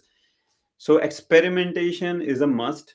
So you Hmm. have to do, let's say if you want to do software engineering, you do coding for some time, Yeah. and by some time, like at least 6 months, give 6 months, and then look at other things. For example, my wife, like, she doesn't like sitting in front of computer. She has tried, she doesn't Hmm. like that. She's in a medical domain. I mean, for her, even for my brother's personality is like, I want to talk to 20 different people every day. I want to meet 5 new individuals, like in a week. Now if you're that kind of person, desk job is not right for you, right? So there are certain questions you can ask yourself, and certain questions you can ask your friends, or people who are surrounded by you, because they will actually tell you, they will give you that feedback. Hmm. So how I started by the YouTube channel, by the way. Hmm. So I was going through some health struggle actually, and I needed to do something where I enjoy that process and it is helping somebody, some selfless activity. Yeah. So then I literally started writing down things for which people have given me a compliment in, let's say, last 5 or 10 years. And then when I started recalling those past events, what I figured is on few occasions, not whole lot, on few occasions, when let's say if I'm in office, I'm explaining something on board, people explicitly say this to me that, okay, you explain things well. So then I kind of took it as a, the crowd, the surrounding is giving you that feedback. Sometimes when you have a natural skill, you will not realize it because it's so easy for you, correct? Yeah. But the other people will tell you that, and you can trust the crowd in that regard. If multiple people are telling you that, right? Yeah. That's how I started it. And it has been going so great. So, but going back to your question, whether you can foster it, yes, you can foster it. You have to look at your raw skills, like your raw kind of skills, as well as your likings and dislikes, and then try, run some experiments. Okay, software coding, do it for some time, then something else, do it for some time, and out of those 4 or 5 experiments that you run, you will be then able to figure out, okay, which one you like the most. And we live in a world where, say you are having 9 to 6 job and you want to transition to a different role. You are living in a world where there are so many courses, there are so many options available with you. So on weekends, if you spend say few hours, okay, with that you should be able to conduct those experiments that I'm talking about. Yeah. Oh yeah, and like I definitely found that to be the thing. Like for me, I when I was early in my career, I tried so many different things. I was like, do I want to be a data analyst, a data engineer, a full stack engineer, a mobile engineer? Like I just tried. I tried and learned and picked up all sorts of different things. Like because at the end of the day, I think that that's really what like who wins in this world, right? There was this interesting Netflix, right? Netflix, they run 10,000 experiments simultaneously on the app. 10,000, right? And it's like, so you're being manipulated and experiment on just in the smallest, littlest ways at all times. And one of the things is like, and if you look at the companies that win, like the big techs, like the Googles and the Facebooks and the Netflixes and all these companies, like the thing that really allows them to win big is their ability to run experiments and their ability to try things out. And it's one of those things where like sometimes when I'm talking with people about their lives, I'm like, and you guys like, Netflix is running 10,000 experiments at the same time and you won't even run one. One, yeah. Right. And it's like, guys, like you should be trying all sorts of things out, right? Like, well, yeah, exactly. Yeah. Some people, like I know some people, they do their masters, they get a job, and they do the same thing again and again until retirement. I'm like, they travel to the same place, they work with the same people, they do the same thing. I'm like, you got to, life is offering you so much. I could never. My ADHD I would die. I would die. I could never. That's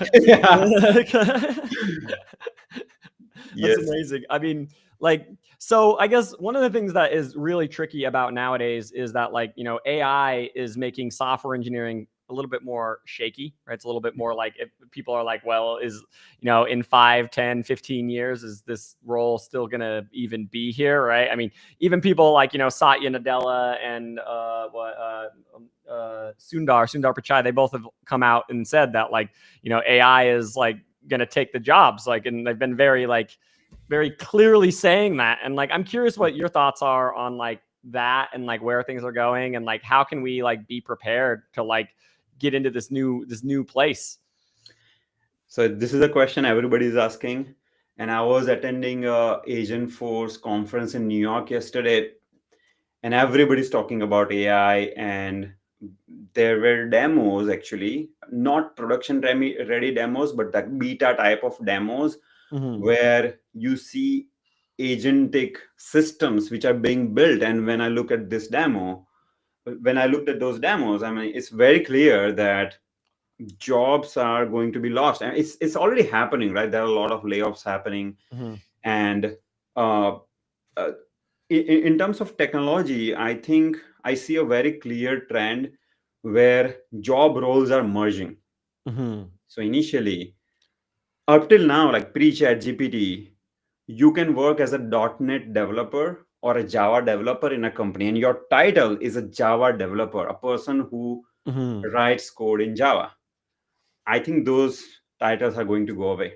Yeah. You have to become tool agnostic, programming language agnostic. You have to think at a higher level where you can build systems, software systems or data engineering system or whatever that system is, using with the help of all these AI tools and using any programming language.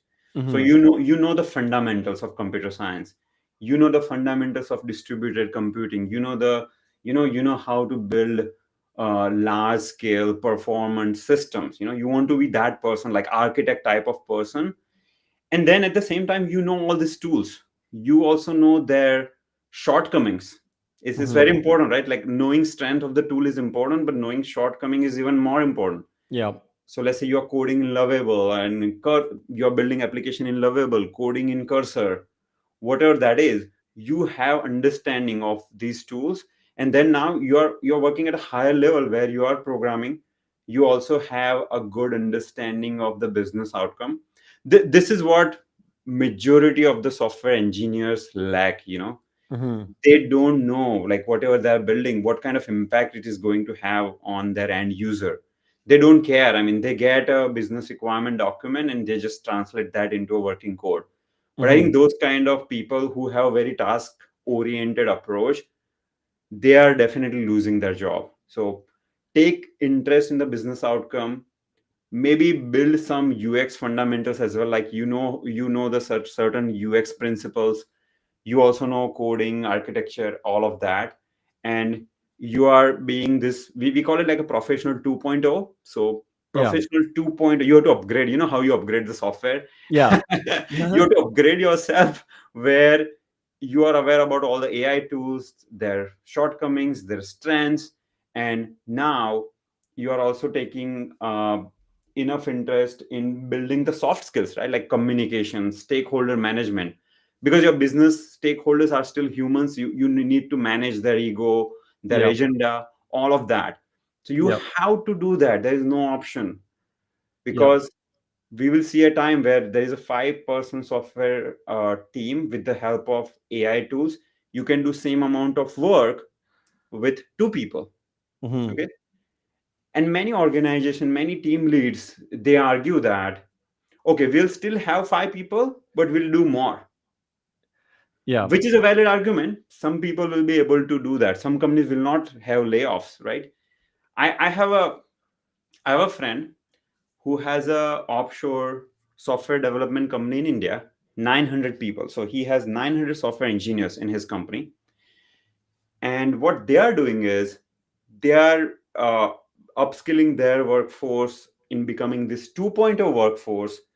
And they are going to their clients and saying that, okay, we will do more for the same rate or whatever. We will do more so that we don't have to let go any of our employees. But then not every company can do it, because at aggregate level, you need to have that much work, right? Yeah. You either digitize every single business, and every single business has this AI system and data analytics or whatever. If that happens at aggregate level throughout the world, then we will be able to keep up, and probably the job loss will not be that high. But the chances are that that's not going to happen. And the people who have this 2.0 mindset, they will survive. So like 5-people team will be probably reduced to 2-people team. And the three folks who are very much task oriented, who are very much married to a particular technology. I see these people, like, okay, I'm a .NET developer. If you give them some work in Python, they're like, no, but I'm .NET. They feel bad, they feel offended. They're like, how dare you? They're like, how dare you? They treat it like I'm like, yo, write me an essay in Mandarin, right? And they're like, what? Yeah. I have had experience where I have worked with I used to work in a team with a bunch of Java programmers. And I wanted to introduce Python for a component that we were building. And they're like, oh, Python is slow. Like, without even thinking, they have not written a single Python. Python is slow. No, we should not. Java is good because of these 5 reasons. I'm like, dude, you're married. You're literally married to a Java programming language. This is so bad. Yeah, you're like, this is like, you're just like, this is just I mean, honestly, I was there. I was that guy. I was that Java guy. I was there. I have a lot of empathy for that guy, because it's like, I'm like, no, Java's slow. Or no, Python's slow, right? It's like, definitely there's like that reflex of like, oh, it doesn't have types. It's slow. It's right. Yeah, for sure. It's wild how like we're getting to that place. That whole agnostic thing that you're talking about, right? Where like, and we're seeing that in different places as well. Like, you know, like in the data lake, right? The data lake is having even more of that with like, you know, things like Iceberg and Delta Lake, right? Where it's like, now it's like, we're just storing our data like in files on S3. It's like, we don't even need warehouses or technology anymore. It's just like files on S3. It's just Parquet, right? And it's just like, and because it's open, it's agnostic. It doesn't care. And like, I think we're going to be moving more and more and more in that direction. Like, just like what you're saying, I totally agree with that. Like, Yep. Okay, this is a good question from Ruben. He's saying, would you be down to have a team where you have 2 human engineers and a fleet of bots? Yay or nay? I think you were saying that that's like definitely a possibility, right? Like that's going to happen, I think, because right now, even if I look at myself, like my coding activities, because I work on projects, I do coding, and with Cursor and with AI, I have an AI assistant in my PyCharm as well. My productivity has gone through the roofs, like 5x. Like I feel like, you know, you see this Avenger movies like Iron Man, like he's having all these like, you know, gadgets, and he just becomes all like super powerful. I have that picture, you know, Iron Man picture. Oh yeah, right there. Hell yeah, yeah. You see, like he does that. Like Cursor, Windsurf, vector databases. Yeah. Good idea for a reel, actually. I can make a reel out of it, like Cursor, Windsurf. Yeah. And now I'm like super powerful. I feel that, folks. This is happening. I feel that. I am able to produce codes at such a fast rate. Yeah. And with agentic AI becoming more and more mature, I think there will be a time where you have 2 human engineers, fleet of boats, and you are becoming an orchestrator, almost like an AI orchestrator who understands the business outcome, and they know what they want to build, and you just orchestrate, you know. Yeah, do you know Airflow, that technology? Like yes. So we are going to be like the Airflow of AI. Yes, Airflow of AI, exactly. But we're the human. The human is the Airflow. Yeah, I love it. I love that. Like, well, and I mean, it makes sense where it's like, okay, like if all of these things are going to be doing different pieces of the puzzle, like, I mean, I found this to be the case, like, because in my platform, right, I found grading, like homework grading, to be like an absolute nightmare of a problem that I just hated. I was like, I'm done with homework grading. I hate homework grading so much. And nowadays, like we only do homework grading with AI, right? And it's like an AI will grade someone's homework in 10 seconds.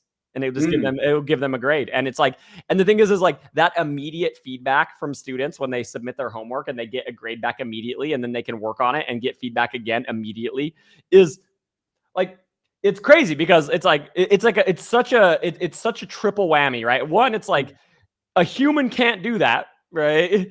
2, like it's cheaper, right? It's also cheaper. And 3, it's like the students prefer it. Right. And it's like very fast. If human has to do it, if I have to grade someone's notebook or someone's Python code, it's gonna take me a long time. Actually, it's very slow with humans. With AI, it's fast. Yeah, it's faster too, right? And so like, and it's more, and the one of the things is I noticed as well is like in my older boot camps when I had to hire like 10-ish graders, is that like it's also more consistent. Because it's like if you have multiple graders, they're going to grade things across homework assignments differently, right? And so like there's things like that where I'm like, okay, like I see even in my own business, I'm like, yeah, AI is like taking over some very, very places that like now I'm like, because grading used to be like one of the most painful, annoying parts of my boot camps, and now it's one of the highlights. Right. And it's like, so Zach, I have a question. So when you say grading, you grade the Python code or something else? So they will, depending on what it is. So they might need to submit, like, usually it's code. Usually it's gonna be like Python code or SQL code or an Airflow DAG or something like that. And then they zip that up, and then they will submit that. And then on the back end, right, you can configure an assignment where it has like, you give it a rubric, and then you give it examples, like good examples and bad examples. And then you just, essentially what you do is, it's very simple. You just take all of the instructor configuration and then the student submission, and you just like throw it all into a giant prompt. And then you're like, boom, right? And then it will give you a grade back, and it does it really fast, and it's very effective. It's it's one of those things that it's making it so that like one of my goals, like in my business, so I have a business called Tech Creator, and Tech Creator, the goal of the Tech Creator is to enable single person educators to run 100-person cohorts by themselves. Right. But so where they get a TA, the AI is a TA, right? So it's like you have a back and forth with a kind of a personalized TA. And then also homework grading is done automatically. Right. And so like just those two things already unlock so much capability. Because like in my old cohorts, I had like a supporting cast of about 20 people of like TAs and grading assistants and all these people. In the most recent one, I have 5 people. So we went from 20 to 5, just like what you were saying. Like there's like almost like a projected, like maybe like 60% reduction in like workforce, like 5 goes to 2, right? And I mean, I see that very clearly even in my own business, just by, implementing some of these things. This is the testimony. This is the example that is happening, right? Yeah. And it's gonna, as the technology matures, it becomes more capable, this process will accelerate. So going back to the TA thing, do you see, or do you have that kind of you don't have that video avatar of thing, right? It's just pretty much if some student has a question, they type it in, and the LLM based system will just respond to their question. Yeah, exactly. Like I want to get it better. I want to get it to where like they actually like will take like an onboarding quiz and then an assessment, and then the LLM will actually like have more context into the student specifically. That's like definitely like, and then what I do is like all my videos, the transcripts of the videos are all in a vector database, so that we can do like RAG retrieval. So that's how it kind of like the TA. So the TA is able to not just use like the open internet, but it uses like it's trained on my content as well, right? And so it has to be customized, because then people will have question. Okay, I have confusion. Then you can say, okay, in chapter 2, watch the video number 3 from. And it even gives them the timestamp. They're like, and then it's like, right? That's so cool. Like discovery and like locating the right information, and it's amazing, like interesting, pretty powerful. Yeah. I mean, like I really think that like that's the future. One of the things that like I'm curious to hear your thoughts on is 2 hours ago we were talking with Sai, and Sai he's been making content on LinkedIn for about 2 years now and building up like a personal brand. And I'm curious what your thoughts are on like personal branding and like making a name for yourself, because I guess one of the things like in that conversation we were talking about is like if you think about AI in 30 years, right? In 30 years, not in 3 years, but in 30 years, like personal brand is like, I know that's one of the only things that I think might stick around. Like it's like one of the only things that like I think AI won't do, right? Because AI is not going to be me, right? And like I think, So I feel like, how we look for organic food nowadays, what's going to happen is there will be AI influencers, there will be AI teachers. There will be AI teachers who will have the face and everything. They'll be teaching probably better than me, but then people will seek that human experience. It's like, I want to study from real human. I don't want any AI. It's like, I want organic food, organic food, no pesticide, nothing, like naturally grown. It's like, we are like natural human. We are organic human. We are organic humans, not the artificial. Yeah. So it's interesting. So I think they will seek that kind of experiences, and in-person experiences, like the offline. I think that will also have its own place.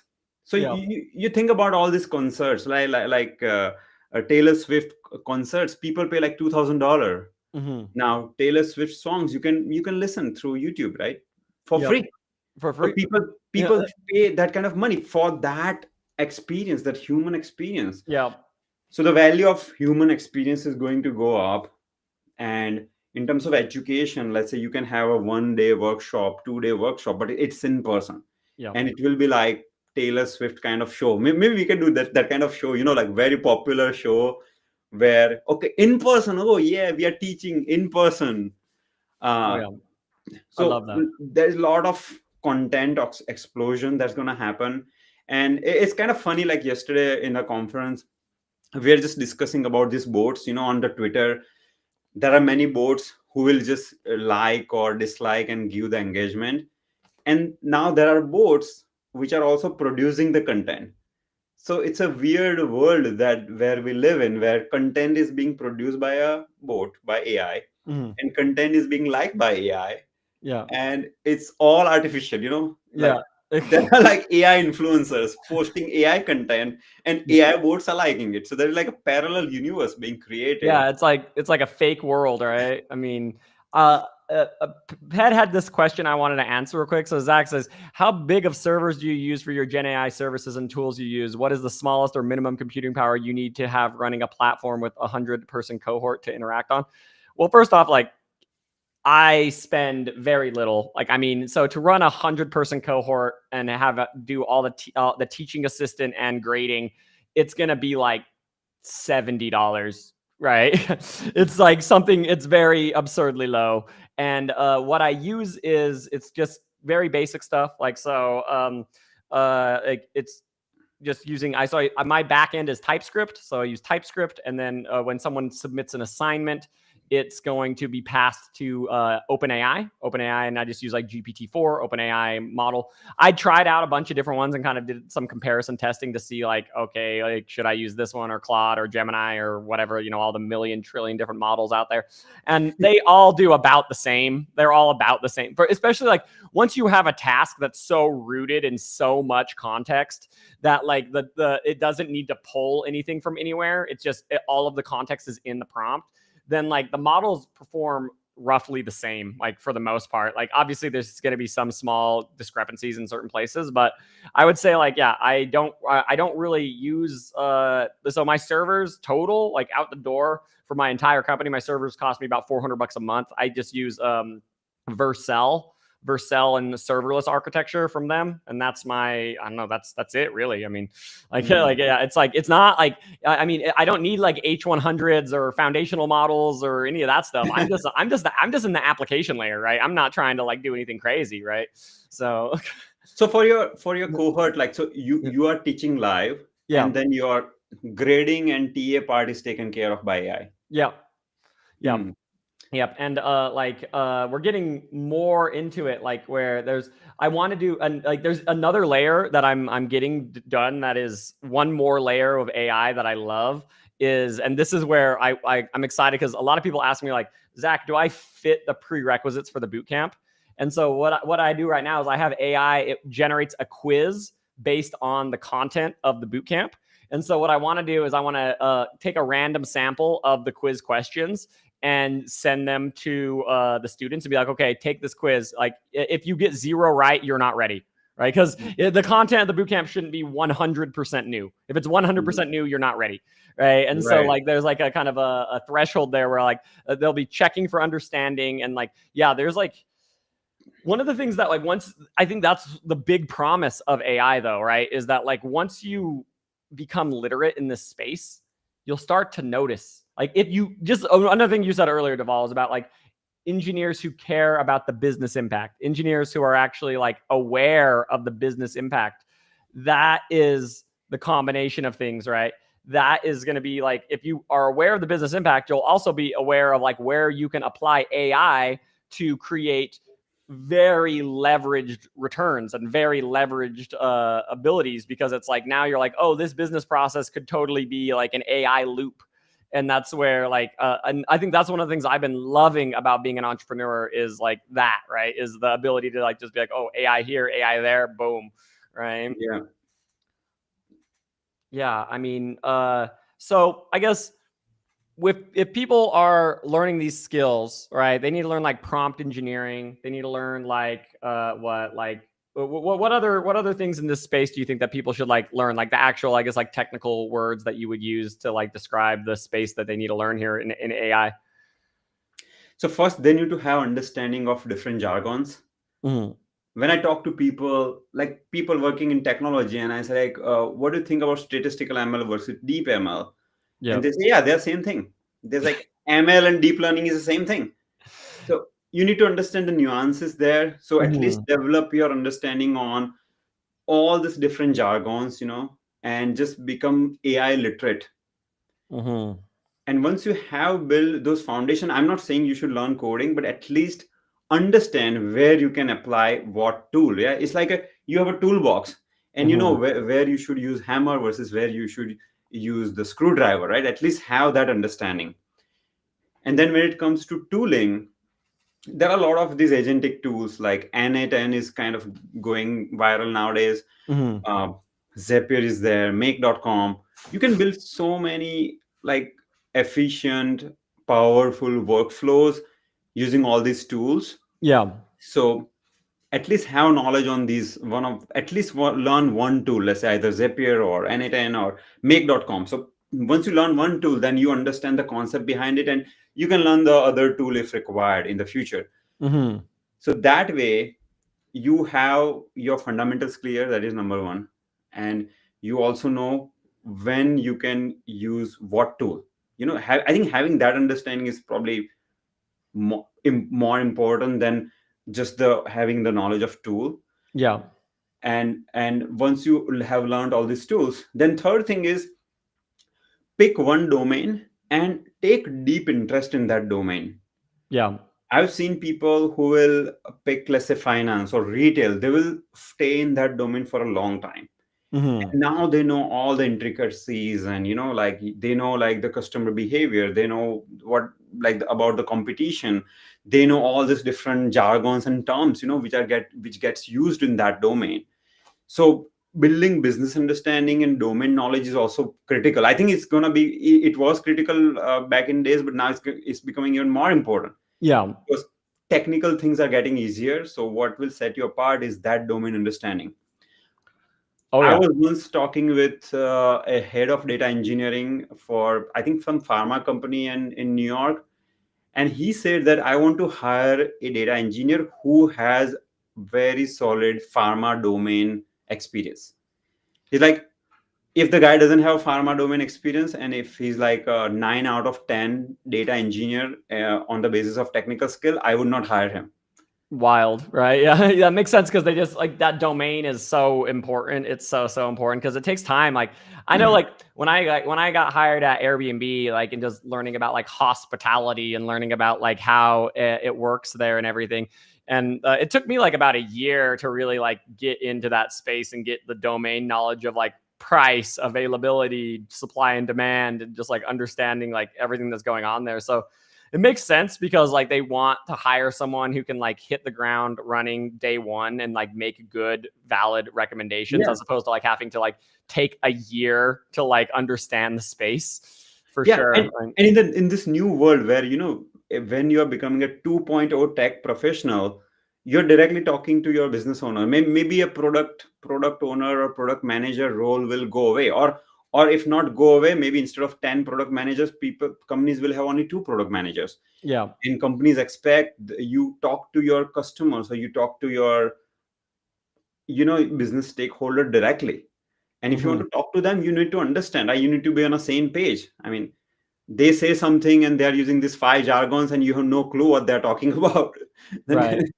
then you will lose out. So I think domain knowledge, AI fundamentals, and tooling knowledge.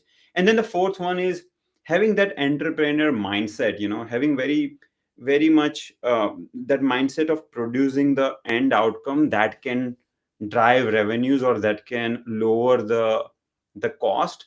Mm-hmm. That owner mindset, as if I am the owner of this company, Mm-hmm. and I want to work in a way that I'm having the impact that the owner of that company is expecting it.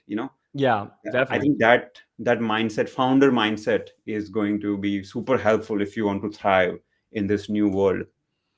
Amazing. So let's open up for like one or two questions from the audience here, and then we'll go from there. So Ruben is saying, when do you stop improving your model and share it or deploy it in prod? Well, see, if I have a model, so we work with clients, and when you ask them, okay, what kind of precision and recall you want, and they're like, I want 90% for 99% for both of it. But in real life, that doesn't happen. So you need to have a success criteria defined at the beginning of your project. Let's say we are working on one of the projects that we worked on was like related to anomaly detection. And in that project, they care more about recall than the precision. So if there is a bad anomaly, they don't want to miss out. But if there is a false positive, they're okay.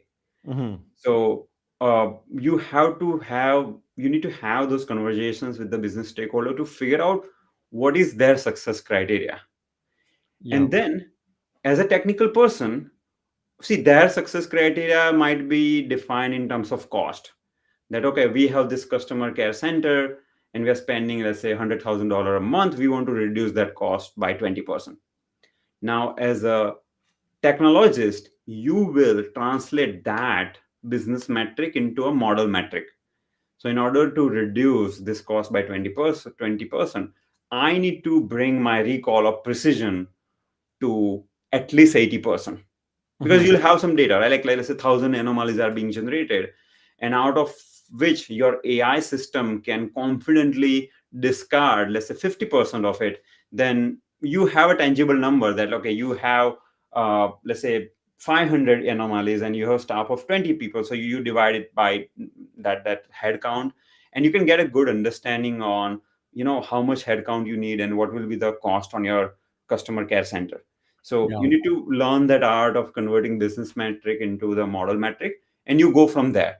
In some scenarios, even having 70% accuracy is okay. I have a friend, she's in a fintech, so she works in a credit risk modeling, and they say like 80% is fine. I mean, 80%, okay, is this loan going to be defaulted? More than 80%, it's okay, because the system will flag it, and there will be some human reviewer. There is no STP yet. There will be some human reviewer. So for them, 80% is okay. So it really depends. It varies from situation to situation. It can be 70%. 70% is a good benchmark, but 70, 80, 90. So it depends on the situation and the context. Yeah, I want to add a little bit to that. So you're saying about like precision versus recall, right? So I want to give just two examples of models I worked with in big tech. So like I worked on the fake account model. So there they cared a lot about false positives, because if a user who is not fake is labeled as fake, that is a very negative experience for them. And then they have like, and it's actually, it's more important to like care. Like we'd rather let a couple bots through than block one real person. Like that was way more important to them. Whereas another example I have, which is the other way around, also at Facebook, was another model I worked on was notification conversion, right? So there it's like, we would rather send out a few more notifications that are not necessarily the most optimized, because we know that like the cost of sending, a less relevant notification to a user the cost isn't that high, right? The downside impact of a false positive is not very high when you're sending a notification versus when you're labeling a user fake, right? And so there's more to it than just accuracy, right? There's more to it. Yeah, way more to it. Definitely. In classic AI literature, they give the example of email versus, let's say, pneumonia detection. So if you're building an AI system to detect if the email is spam or not, your precision has to be very high, because you might got an email from your lawyer or a job offer, and if it sends it to your spam, it's bad, right? You're missing on such an important email. So there you can't afford false positive. But when it comes to detecting pneumonia from chest X-ray, you can't miss out on a case which is pneumonia, but you said it's not pneumonia. Yeah, the false negative is freaking painful there, right? Yeah, for sure. You can have 5 false positive. Of course, it will raise the blood pressure of some patients, but then you can do secondary test and say, okay, you don't have pneumonia. But you can't miss out. You can't say, okay, you don't have pneumonia, person goes fine, and then it can go die, right? Like die. Yeah, right. Definitely. So and see, this is why the domain knowledge is important. You need to understand the outcome. Why precision is important more than recall. You don't think that, okay, it's a duty of your product manager or business stakeholder. No, that time has gone, folks. That time has gone. You need to take interest in business outcome and product. Yeah. Amazing. Thank you so much, Deval. Like, I need to take about a 5-minute break for the next call at 3:00. But like, this is amazing. Y'all should definitely follow his YouTube channel, Code Basics. Code Basics is really, really good. And codebasics.io as well, right? Is that the Codebasics.io? That's amazing, amazing. Yeah. There's a bunch of amazing courses there as well. Thank you so much for showing up today, Deval. That was a very, very intriguing conversation. Yeah. Thank you very much for inviting me, Zach. Yeah. Bye-bye. Sure. Yeah. Have a good one. Yeah. All right. All right, guys. I'll be back in like 2 minutes.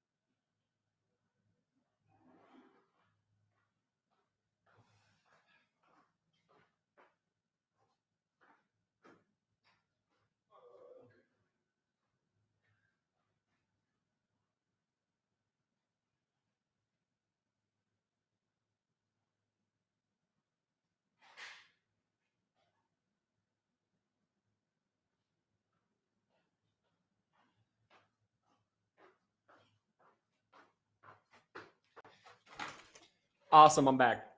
All right. How's it going, everybody?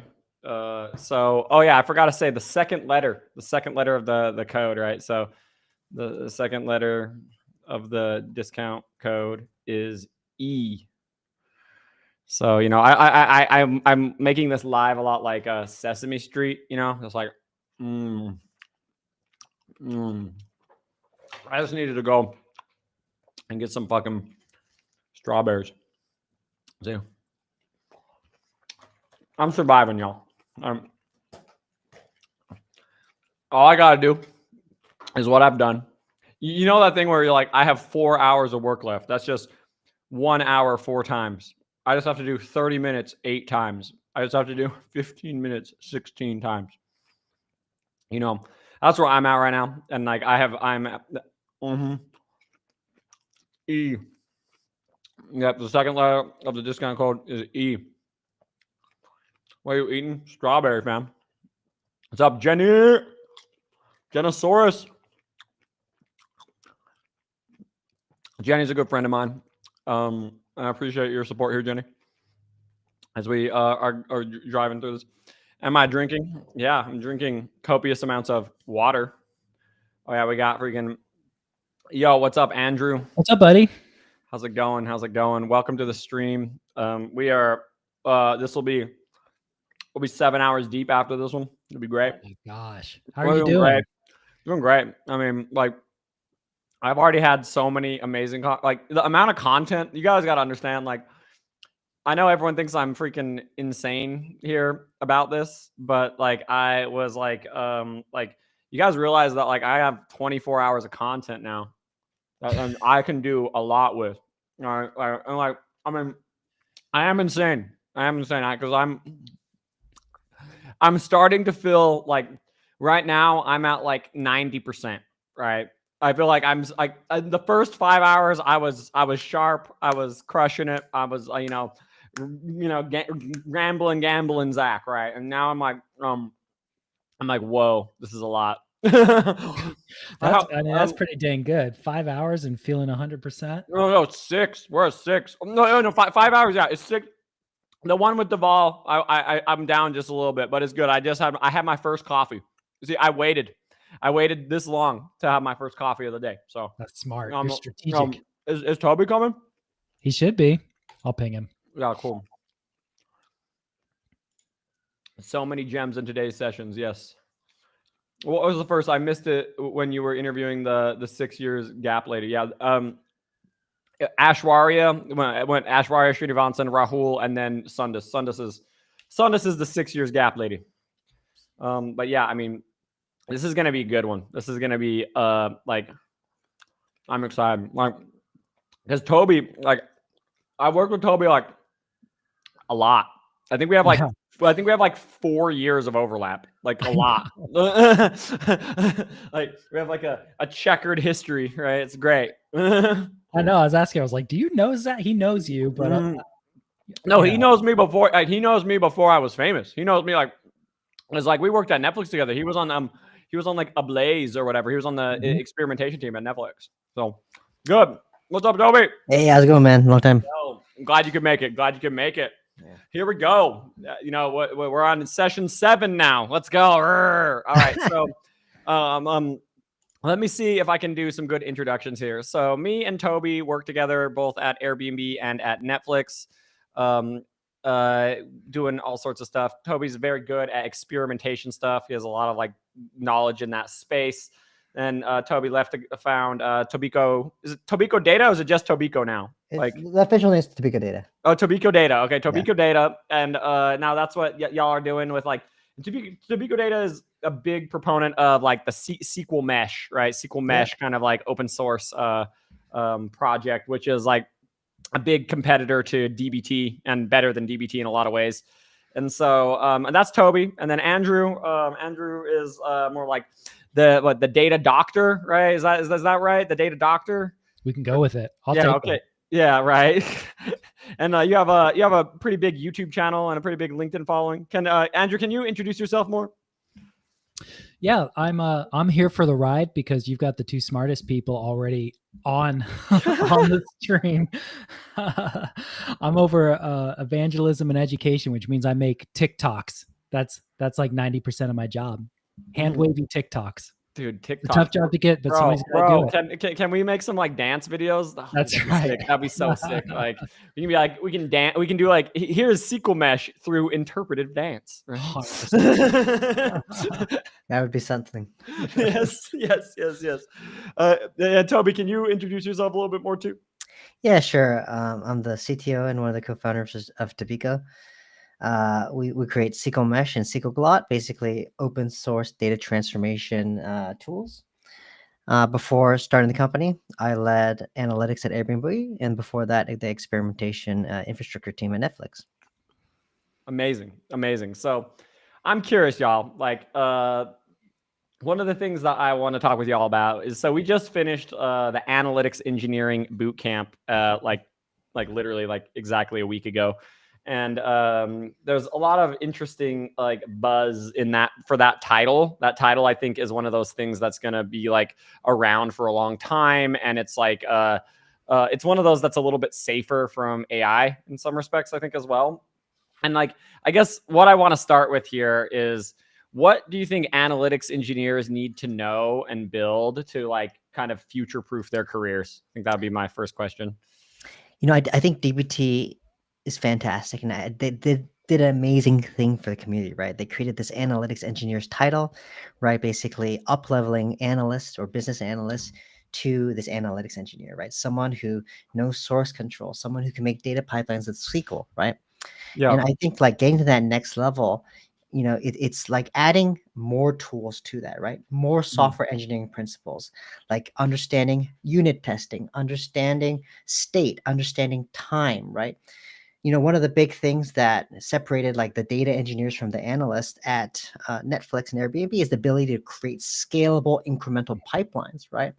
And so I think kind of like the next natural evolution for an analytics engineer is to really understand those incremental models, performance, scalability, and robustness. I love that. I totally agree that there's like this where the I get asked this question all the time of like, what's the difference between a data engineer and an analytics engineer? And I'm always like, sometimes I'm like, I don't know, man. Like, but like, I think it's like, I guess the main thing I would say there is like, data engineers are maybe a little bit more focused on data that's outside of the warehouse, and analytics engineers are more focused with data inside of the warehouse. Like, do you guys have like another maybe clearer definition of like the differentiation between these two roles? I think that's a great question. In my mind, it's all a spectrum, right? Like, you have the data engineer who is basically an analyst with a big software background, right? And then the analytics engineer is more of an analyst background and less software. And so as you become more oriented and comfortable with software, like writing code and thinking about software principles, like setting up CI/CD, unit testing, state, and all those kind of things, you become more of a realm of the data engineer. And so the big differentiation between a data engineer and analyst is really software engineering skills. Oh yeah, I love that. Like, I guess one of the things I would want to talk about here before we dive more into more of the technicals of like DBT and SQL Mesh and stuff like that is, so I know at Netflix, one of the things, analytics engineer, that title was around, I guess, even before DBT in some regards. Like, and I remember I had this, did you ever work with Torio? I recognize the name. Okay, yeah, okay. Torio was like, he was on my team at Netflix, and like, that guy was like, I don't know, insane. Like, because it was like, because at Netflix they called analytics engineers like spanners, right? Okay. So because they can do like logging and pipeline and aggregations and metrics and dashboarding and experimentation, and like, it's just like all of the pieces. Like, Yep. I mean, like, is there any difference here between like, I don't know, like an analytics engineer and like, I don't know, like I guess another quote here would be like, quote unquote, like full stack data engineer? Is that like, I think some of the times these titles get a little bit blurry, but like in some ways it seems like those are connected, And, At the end of the day, a title is just a title, right? Whatever you want to do with your job is up to yourself and whoever hired you, right? And whoever you're trying to make happy. And so, yeah, I think like these titles, they somewhat play a role, but it is what you make of it. And so if you are hired as an analytics engineer, but you suddenly become really passionate about building infrastructure and building platforms and building tools, then whatever, right? That's what you're going to do. And so as long as you make your stakeholders happy, who cares exactly what you do or what your title is? yeah. I mean, except like pay grade, right? Of course, right. Right. Of course. And so maybe another way to think about it too is like an analyst or an analytics engineer is focused with solving questions, right? Answering business questions. Whereas a data engineer builds platforms and infrastructure, right? For other people to answer those questions. So that's like another way to view it as well. I love that. So, I mean, I guess what inspired y'all to like, so did you create SQL Mesh? Is that right? We did, yeah. What inspired you to create SQL Mesh? So during my time at Netflix, right, I created the metrics platform, right? Was that Ablaze? Yeah, but we could. So the kind of analytics part of it was called metrics repo. Not a great name, but yes. Whatever. And at that time, I realized one of the gaps of metrics repo was that you had to write Python. You couldn't just write SQL because, and so I'm like, well, you can't write SQL because at Netflix, companies like Netflix, you use many engines. You use Druid, you use Presto, you use Spark. They're all different, right? Yeah. And so we needed a way to be able to translate the SQL queries from Presto to Spark, right? Because you want to write once, run everywhere, but that wasn't possible at the time. So I created SQL Glot, right? Which is an open source Python SQL parser and transpiler. It can read queries in Snowflake and then execute it in BigQuery, right? That's its superpower. So I decided to go to the Airbnb at the time to run the analytics platform. And while I was there, I worked on experimentation, but I also worked on Minerva, the metrics platform. So we brought in SQL Glot there, we revamped it, and they have Minerva too, right? But while I was there, I was thinking, maybe I should make a metrics startup, right? But during that time, there were a lot of different companies trying to do that, like Cube and Transform. And at the time, they weren't that successful. And I got a demo actually of DBT, right? And I saw it and I was like, and I had heard of it, but I had never actually used it, right? Because people at those companies didn't really use DBT at the time. And when I saw it, I was like, hey, you just refreshed your entire pipeline. What if I just want to run one day? And then the guy demoing was like, oh, you can't do that. You just fully refresh it. I'm like, what? You can't just refresh your whole pipeline. Like that's impossible. You're like, you clearly don't work at scale. Right. And it's like, oh no, it works fine. I can just refresh the whole table. I'm like, oh, okay. And so I started looking into it. I'm like, okay, well, this DBT, it's a great tool. It's very intuitive, very easy to use, but it doesn't handle state, right? It doesn't understand days. It doesn't have the ability to run 1 day of data. Backfilling isn't a concept in DBT. And so that's where kind of I saw the opportunity to use SQL Glot to be able to understand the SQL, have a good understanding of what's changed, having state and time. And so that's why we started Toby Data. That's amazing. That's amazing. Because I mean, I guess I get what you mean as like, if you look at things like very abstractly, it's like SQL is just sets. It's just sets, right? And it's like, can you move the sets in a way that like and move them based on whatever, dimensions or cuts that you were trying to do across a certain period of time. And it's like, and it makes sense that like there should be like a translation layer between logic like that. So SQL Mesh has SQL Glot like in it then. So like, that's what powers its understanding of SQL. For example, like one of the cool things that SQL Mesh can do is like, let's say you have a pipeline and then you add a column to it. Right? SQL Mesh understands that was a non-destructive change, and all the downstream jobs, they don't reference that column because it's brand new, and so you don't have to backfill them. But if you were to change the where filter in the parent model, we're like, oh, you changed the cardinality. The entire downstream dependency change that needs to be backfilled. So we can understand all that work and do that automatically for you. Oh yeah, I mean that's amazing. That's amazing because it's like at the end of the day, it's like that is one of the big areas where there's just so much value is like so many unnecessary backfills happen and so many like, or there's both though. There's like the other way around where there's like data that does need to be restated that is not restated and they're like stale data. So like, and so it will like kind of trigger those things. Like, does it help with like lineage too then? Is like a lineage thing as well? Like absolutely. So SQL Glot was probably the first tool to commoditize column level lineage because back in the day, everyone wanted column level lineage, but no one could really get it, right? But then SQL Glot, came out with open source column level lineage, and basically everybody now uses it to power column level lineage. Even DBT uses it for their cloud column level lineage. That's amazing. That's amazing, and it's like it all kind of connects together. Like how would you say your relationship is with DBT? Is it contentious? Is it like what does that look like? Because it just feels like you guys are like, we're going to compete directly with you. Is it like a Snowflake Databricks kind of thing? Or like, what does it look like? I don't know. We're still a small company. And, at the end of the day, the people kind of brought this to us, right? Like that's what people really responded to. And they could naturally associated us because we're in a similar field. But, sure, there's marketing opportunities. We have great respect for DBT and think it's a great tool. But at the end of the day, we have our focus, right? We have what we believe are advantages. And so we're going to express those.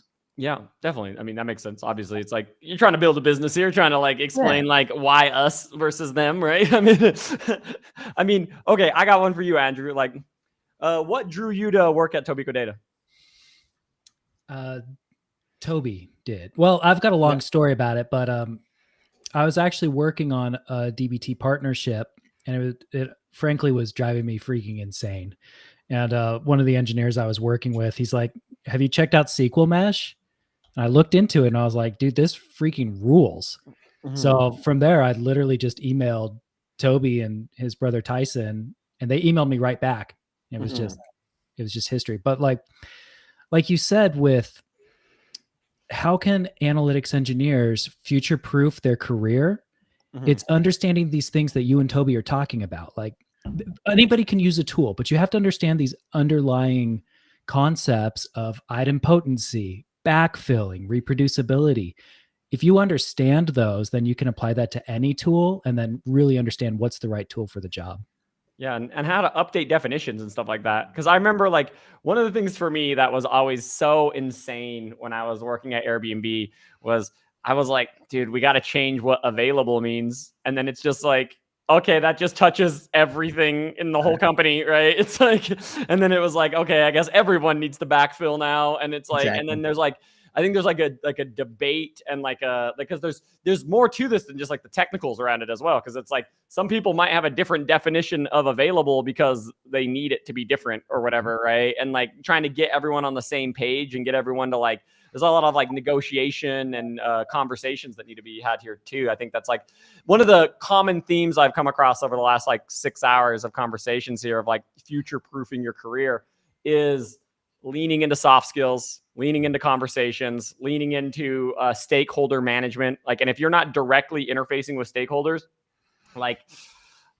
you're in a tough spot. And I think that's one of the things that's good about analytics engineering actually is that they generally are the kind of that like the line between like the master data and the metric, right? And they're that last layer. I mean, like it's intense. Like Yeah, and like, to really secure and up-level as an analytics engineer, it's like, can you do more, right? Do you have to always rely on a data engineer to do the hard parts, to do the backfilling, to do the alter tables, right? Or, do you have the strong fundamentals to be able to build that yourself, to future-proof it, to build testing around that, right? And really build a robust system and not just scripts. Mm-hmm. Oh yeah. Oh man, that's so good. So good. And like, it's like, I always love it when like I'm building a data pipeline and then I'm like, oh, there should be a staging step right here. And then I put the staging step in and then I'm like, oh, everything is so much better now. Yeah, it's very interesting how like, do you have any like thoughts on like what are some good best practices there that like if an analytics engineer is trying to learn how to build these more robust systems and get into this space and like try to like build things correctly, like what I guess like both like what are some maybe common mistakes and also like maybe best practices in this space? I think it's building a data pipeline is exactly the same as building software. Like all the principles apply. So like dry, right? Don't repeat yourself. So when you design software, it's like you want to use a class so that you can reuse that logic, or you want to have a function so you can reuse that logic and not copy and paste everything everywhere, right? Mm-hmm. And so similarly, when you're building a data pipeline, you want to be able to reuse models. So what business questions you need to answer, and what is like the minimal set of tables that you can have so that you can reuse the bits and not copy and paste 10 variants of the same thing over and over again, right? Oh yeah. And so to me, like that's one of the basic principles. It's like, how can you create these Lego blocks of data pipelines that are being reused in a way that's not repeated and easily maintainable?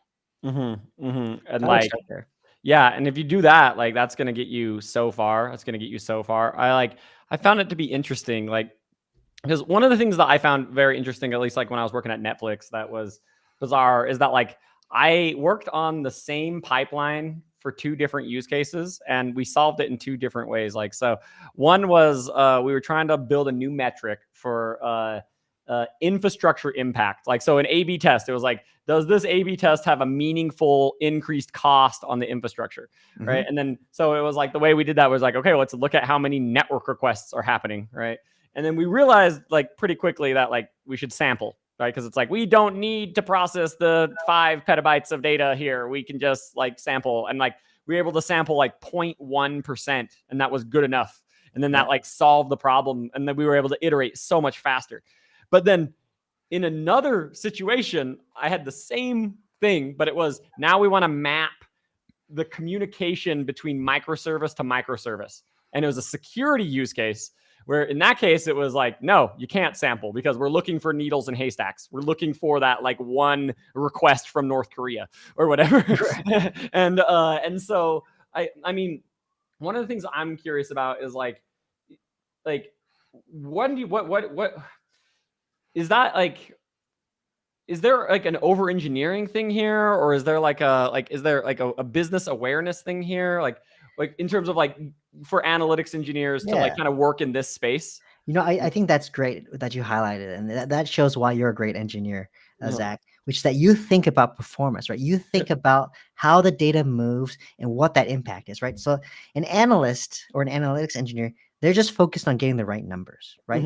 Because that's the most important thing. You got to have the right numbers. Nothing is worse than bad data. But what makes you into the next level, the engineer is like, okay, and I not only want the right numbers, but I want to do it in a performant way. Like, how can I process less data and get the right numbers, right? And so once you start thinking not only about the business metrics, but also about what the system is doing, how to make it more efficient and performant, that's what takes you to the next level as well. Yeah, yeah, and it's like you're really thinking about, okay, this is something that like we're not gonna like have to rip out because it's too expensive or too crazy or all those different kind of angles of things. Like I'm curious, like with SQL Mesh, and maybe this is a lineage SQL Mesh thing, is that some of the times like one of the big problems in these like data engineering problems is actually just like there's a missing column in the logs, right? The logs need another column, right? And that like, Okay. is there lineage up that far, or does the lineage start at like that first like step of the pipeline, I guess? So obviously any model you have has full column level lineage, right? And if Mhm. you want anything external, we have a system called external models. It's basically in the DBT world, it's called a source, right? Mhm. But in that you can basically automatically create the schema. And so you can get full column level lineage of your entire warehouse. Ooh, And that's so like, cool. let's say, so one of the things that we try to say is like, hey, don't use select star, right? Select star is like not predictable. If someone upstream adds something, you're just going to break everything because you don't know what you're dropping, what you're adding, right? Yeah. So one of the cool things about SQL Mesh is that it expands your stars. So if you say, okay, my upstream has these 5 columns, that's what I'm expecting. If Yeah. you do a select star, it'll literally expand that and save that. And so if anybody ever adds something upstream, before we actually apply your change, it'll be like, hey, by the way, your select star, it used to be 5 columns, now it's 6 columns. What do you Yeah. want to do about that? So that's something that we try to expose to people as well. Oh, that's amazing. That's amazing. So that like if someone's like fiddling with stuff upstream, like you don't have to like your pipeline can like you can decide whether or not to like bring in that column or not, right? Even Exactly though, right. okay. And so is that like is that like a SQL Glot transformation then that happens there? It like actually replaces the star with the columns or like Yeah, it is. So it's part of the optimizer, right? And yeah. because we can understand the query, we can understand the schema, then you can basically make a plan, like a logical plan, and have an Mhm. understanding of how that impacts the actual output. I like how like you're like, nah, select star's fine. Well, it's not fine, but if you do it, we can expand it and make it fine.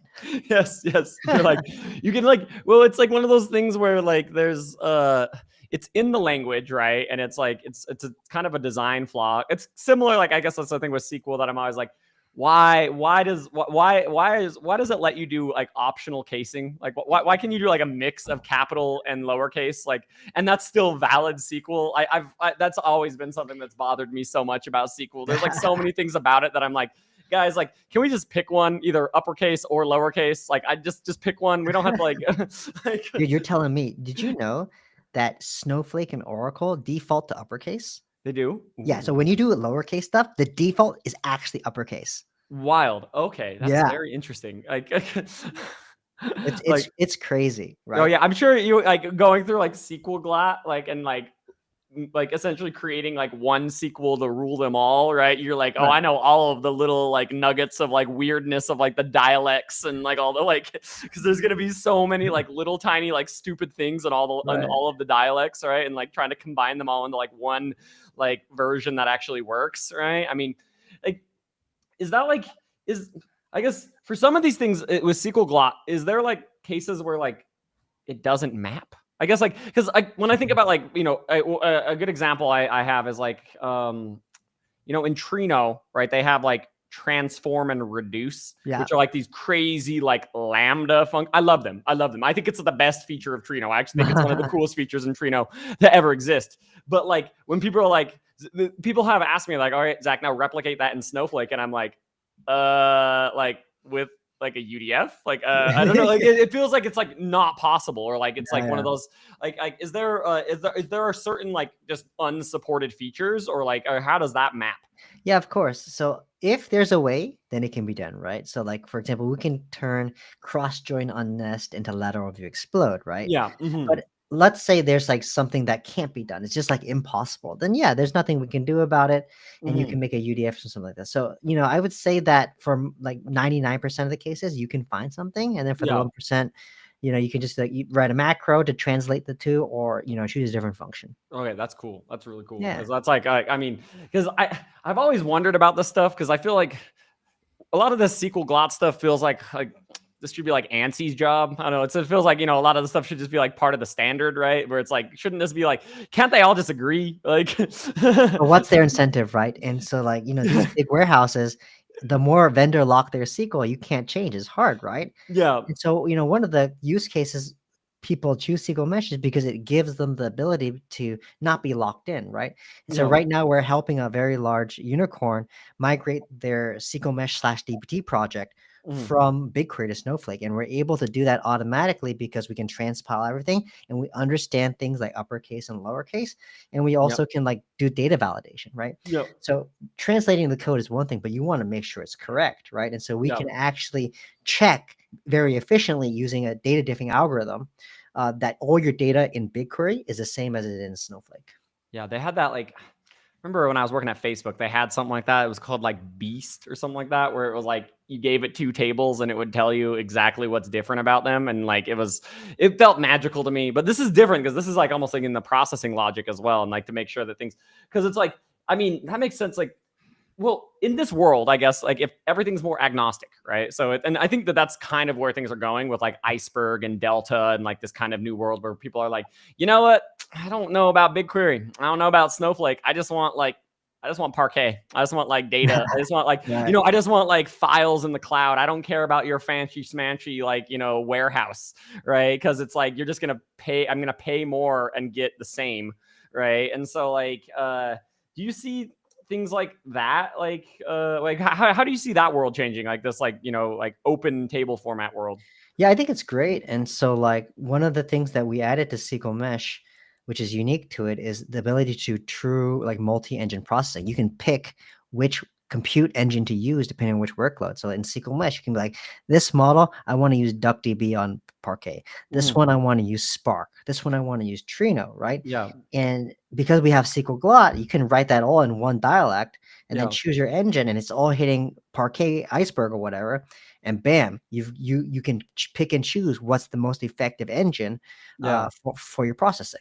Is there a layer there that will like, I mean, maybe this is a V2, but like, is there like a thing where like, since it's going to be the same results, could you like run it on a couple different options and then be like, well, this one will save you 20% if you use Trino versus Spark? Or like, is that like, I mean, I think that there's a side of that that's probably like a little bit over engineering, but there's a side of it that like you could like sell that as like, no, this is the absolute most optimized way to process this data, even down to the tool selection. That's a good idea. Yeah. We'll look into it. Yeah, let's go. Roadmap features. Let's go. Yeah, That's what I love about a startup is when Toby says he's going to look into it. Yeah, he's legit going to look in. He'll probably have an answer shortly. Because I know people love that. People love it's annoying because I actually think it's something I think misses the mark sometimes, is this idea of like, they're like, what's faster, BigQuery or Snowflake? What's faster, Spark or Trino? Or like, and they have like this big, like, there's like this like debate, and it's like, bro, just like write your data model right. Don't refresh all the data, right? And then it doesn't matter, right? I don't know, like, I mean, like, okay, I guess in another perspective here, like, what, like, things are going to be going a little bit more real time, right? That's another thing that's happening. Like, real time, you have like shift left, you have like that whole new world out there. I went to this Confluent conference the other day, and I was like, I don't know, sometimes every time I go to talk with the Confluent guys, they make me believe that everything will be in Kafka. And I'm like, I know that's not true. But like at the same time, like they say that, and I'm like, I feel a little bit brainwashed. I'm like, okay, yeah, no, I see everything is real time in the future. Is there anything like in this space that like you guys are thinking about, like in terms of like serving those needs, like those kind of more like, maybe like millisecond or, maybe single second latency use cases? I'm going to go against the grain here and say that real-time pipelines are a little bit overhyped. I think for like 99.9% of use cases, you don't need it. I think batch is good enough. And like, SQL Mesh can do up to 5-minute latency. Like, I think like you really only need sub-second latency when you're trying to power like fraud detection or something real time. But like if you're doing analytics, or even if you're doing machine learning, batch is fine, and it's way easier, it's way cheaper, it's more maintainable. And so I would suggest, like, if you're working somewhere and some exec is like, oh, this needs to be real time, like, really push back. You're like, really? Are you going to refresh your dashboards every 2 seconds? No, you're not. And be like, I love the question. I'm like, like, if the data is refreshed by 9 a.m. the next morning, is that good enough? Right? Is that like, or like even every hour, is it refreshed every hour? Every hour is probably good enough. Like you look at the data and it's like hourly. I love the hourly pipeline because it really kind of like, it really illustrates the absurdity of real time for most use cases. Cause it's like, I mean, you guys are refreshing your dashboard more than once an hour. Like, all right. Like, I mean, then maybe, but like, it's again, what decision's going to be different, right? Cause you have to have that automated response. Cause it's like, in order for it to justify real time, there needs to be something that also reacts in real time. Right. And that's why like fraud detection, right? Threat detection, surge pricing. That's why I like Uber. Uber is like one of the few companies that does have to be a real-time company because like their whole app is like such a like dynamic environment that like they need to like process their data that way. But that's like such a small percent of businesses are that way, right? That's like, it's like so tiny. And and I think like, so let's say you're going from daily to hourly. It's like linear cost, right? 2 times a day to 1 time a day, 2 times the cost. If you want to get to real time, it's exponential. Because you're not just paying compute, it's totally different infrastructure. You lose the ability to backfill. It just makes things way, way harder. Dude, I love to hear this. Dude, this is great. Like, cause it's like, I don't know, like, I feel like a lot of times when I'm on LinkedIn and everything, it's like, you know, if you're not doing everything in real time and AI enabled, you're losing, right? You're just losing. And then I hear this and I'm like, oh yeah, I forget. This is the truth. This is the truth, right?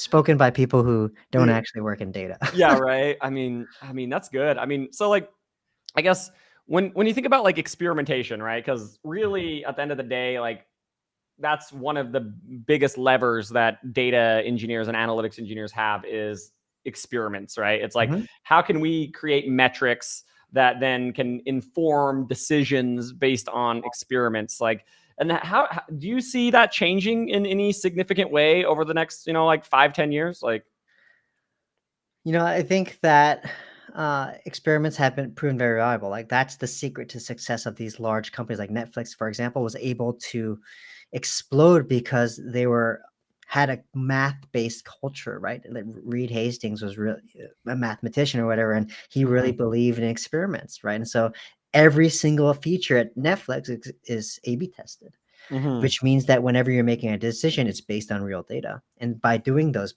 hundreds or thousands of experiments, you're able to basically compound those effects and make insane, growth, right? Yeah. And so I think over time, it's been more and more accepted that experimentation is like the standard way to do things. And there's more and more tooling out there to help people do experiments easier, right? So you don't have to be a company like Netflix to do experiments these days. Yeah. That's amazing. That's like, I like the, you guys ever work with like StatSig? I like the StatSig guys. The StatSig guys are freaking great. Those guys, like I've done some interesting like collabs with them on this space. Cause it's like, I use them in my product as well. It's like, I use them for like A/B testing my stuff, but like, I mean, one of the things that like I found interesting, and I'm curious what your thoughts are on this, Toby, is that like, I really, at Airbnb, the thing that I love the most there was Minerva. I found Minerva to be like so good. It was like, because every time a metric changed, like everyone had to sign off on it. But it was set up in that way. It was set up so that like, if you're fiddling with stuff, like everyone who depended on that metric had to like approve the PR in order to be like, okay, this is good to go. Right. I mean, it sometimes it made things a little bit slower, but I felt like it made things way less chaotic. It made it so that like every metric change was anticipated and ready to go. And like, do you think that like more companies are going to adopt frameworks like that, or like, or is it like too much? Because it seems like it's like also very heavy. Yeah. Right? So there's 2 parts of that. The first part I'll answer is, being able to develop things, validate them, test them is a very key principle to the development lifecycle of data that I think is very important. So one of the issues, so Minerva was great, but one of the issues with it is like, one, you couldn't try out new metrics. Like if you do a metric, you can't just try it out. It's very difficult because like you have to backfill it, point it to a dev environment. It's like very manual, very hard. Additionally, once you get that approved and get it merged, because Minerva didn't really have semantic understanding, you would have to backfill everything. So it's very, very expensive. So people are afraid to make changes. And so with SQL Mesh, one of the things we did was use the virtual environment, right? And so we're able to basically very easy, if you want to make a new model definition, right, and you change something, you can boom, you can easily spin that up in a dev environment. It's reusing all the data. It's very quick, very fast.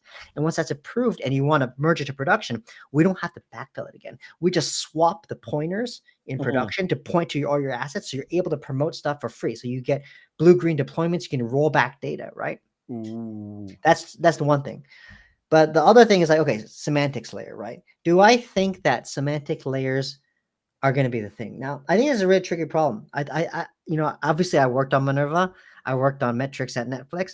Yeah. And I think that semantic layers are really cool. And, as I said, I thought about building a company around that when I started to Pico Data. But in thinking about it a little bit more, I'm like, maybe there's a problem here. And the problem is, who's the consumer? Who's the ICP for metrics? It's usually like the business person, right? And they like to use GUIs, right? They don't know how to code. They don't know how to use Git. But with a system like Minerva or any headless metrics layer, it's like, it's code-based. Like you have to think about data modeling, right? You have to have that software engineering mindset of like, okay, these are my sources, my data tables, and I want to reuse this logic here, and these are my joins. Like it takes a lot of fundamentals to be able to build something like that, and it's not the persona of the person consuming it or the person interested in it. And so I think it works at a company like Netflix or a company like Airbnb, where you have this top-down level thing and these great data engineers to build and architect this thing for the consumers. But I think for most companies out there, there's a little bit of a misalignment in who's defining the definitions and who is actually consuming them. So I think it's a tough space. Yeah, I mean, I totally with you on that. Like, it's one of those things. I've made a couple of different viral LinkedIn posts about that, where it's just like, I'm like, just because it's how Netflix does it doesn't mean that's how it's going to be good for you. Just because it's like, I mean, can you pay 100 people $500,000 a year to maintain this? You can? Okay, great. Right? Exactly. And it's like where there's definitely like the lines of this stuff of like where it can kind of get like overly where like there's this. It's interesting. It's like it's not overly engineered for those companies because like it works and they're wildly successful. So clearly like they're doing something right. But like if you try to replicate them like without their funding or without their culture, like it's not gonna work, right? And I think that's where like there is a very interesting kind of thing in the ethos there of like you have like there's kind of like, oh yeah, we should all just do things like Netflix. There was the same thing with like microservices for a long time. And it's like, dude, like if you're using microservices at your startup, like get out. Like get out. Honestly, even Airbnb had that problem, right? Because Airbnb brought in a lot of ex-Googlers and they're like, let's do things the Google way. And so they try to use monorepo for everything, but they're using Git. And it takes 2 hours to do a Git pull. It's like, we're not Google guys. Like, we're not using Mercurial, dude. I know. We don't have a huge team building this for us. How are you going to have a 20 gigabyte Git download? That's crazy. Dude, Treehouse was a lot. Treehouse was a lot for sure. You know the pain. I mean, that's interesting. I have another interesting question. It's maybe a little bit off topic, but like how do you go about fostering a good company culture? Clearly you got awesome people like Andrew on your team now, so you're doing something right. So like, but what are your tenets on like building a company culture, Toby? I guess I'll take a stab at it, then Andrew can give his first and honest opinion on it. But I think the first part of it is just honesty and transparency and real-time feedback. So at Netflix, one of the things I loved was getting feedback. I think for people who have never done it before, given or receiving like really direct feedback, it's kind of a shock. But once you get used to it, it's like, oh man, this is great. Like, for example, let's say you're in a meeting and you say something that rubs someone the wrong way. Yeah. At a normal company, you would never hear about it. And then maybe that person would talk to your manager, and then your manager would be like, hey, you know, this person did this, and it just feels bad. You're like, oh man, I feel bad about it, but like they didn't tell me. But at Netflix, they're just gonna tell you right away, like, hey, it's like, I didn't like that. It's a lot. I mean, I remember like my first couple months at Netflix, I was so not used to that, and like I definitely like I went home and cried a couple times because I'm like, this is a lot. But then I'm like, I got used to it, and I'm like, actually, I love it. I love it, right? And it's amazing, right? Because so much can happen in between when you've done something and when you hear about it from someone else. But if there's direct real-time feedback, it's like there's no misinterpretations, there's no source. I did this, I own it, I'm sorry, I won't do it again, I'll do my best, right? And I think having that kind of culture basically solves a lot of problems right when they start. And so that's kind of one of the main tenets that I try to have at our company. Yeah, that's amazing, man. That's amazing. Like, I love that, like, kind of radical candor. You're like, are you like when Andrew, when you get hired, was Toby like, this is required reading material? No, I mean, Toby's does what he says. Like, we even had Toby and I had a talk yesterday because I made a mistake, and you know, the thing I love is you never have to guess where you stand. Like, we talk, we air it out, we move on, we work hard, we play hard.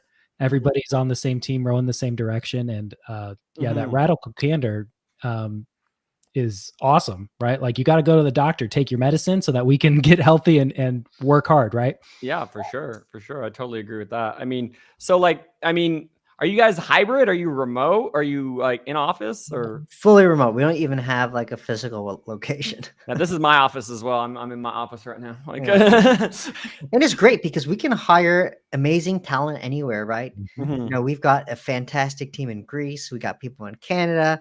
We got someone in New Zealand. We wouldn't have been able to bring these people in if we forced people to come in even 2 times a week. Oh yeah, definitely. I mean, and that's like, I found the hybrid model to be so strange where I'm like, guys, like, you guys realize if you're asking people to come in 2 days a week, that's such an L for like what you're giving up for the 2 days that they come in. Like, come on, like it's freaking crazy. Like, and because we're remote first, everyone's used to it. So we basically have like these open hangout channels, the Google Hangouts, and we're just like, hey, let's chat, and boom, everyone hops in the meeting, and we're like in a room, and everyone's just so used to that. Like, we're very efficient. Even though we're all remote. Yeah. I mean, is there a way, I'm curious, like one of the things that I've noticed, I'm also a remote first company, is that like one of my challenges over the last 2 years has been like when I've been hiring people is that the one thing that you really do need to screen for when you are a remote first company is like autonomy, right? And you have to have people who are going to work autonomously. Like, do you have any like tips on that? On like how to like find someone who's like autonomous?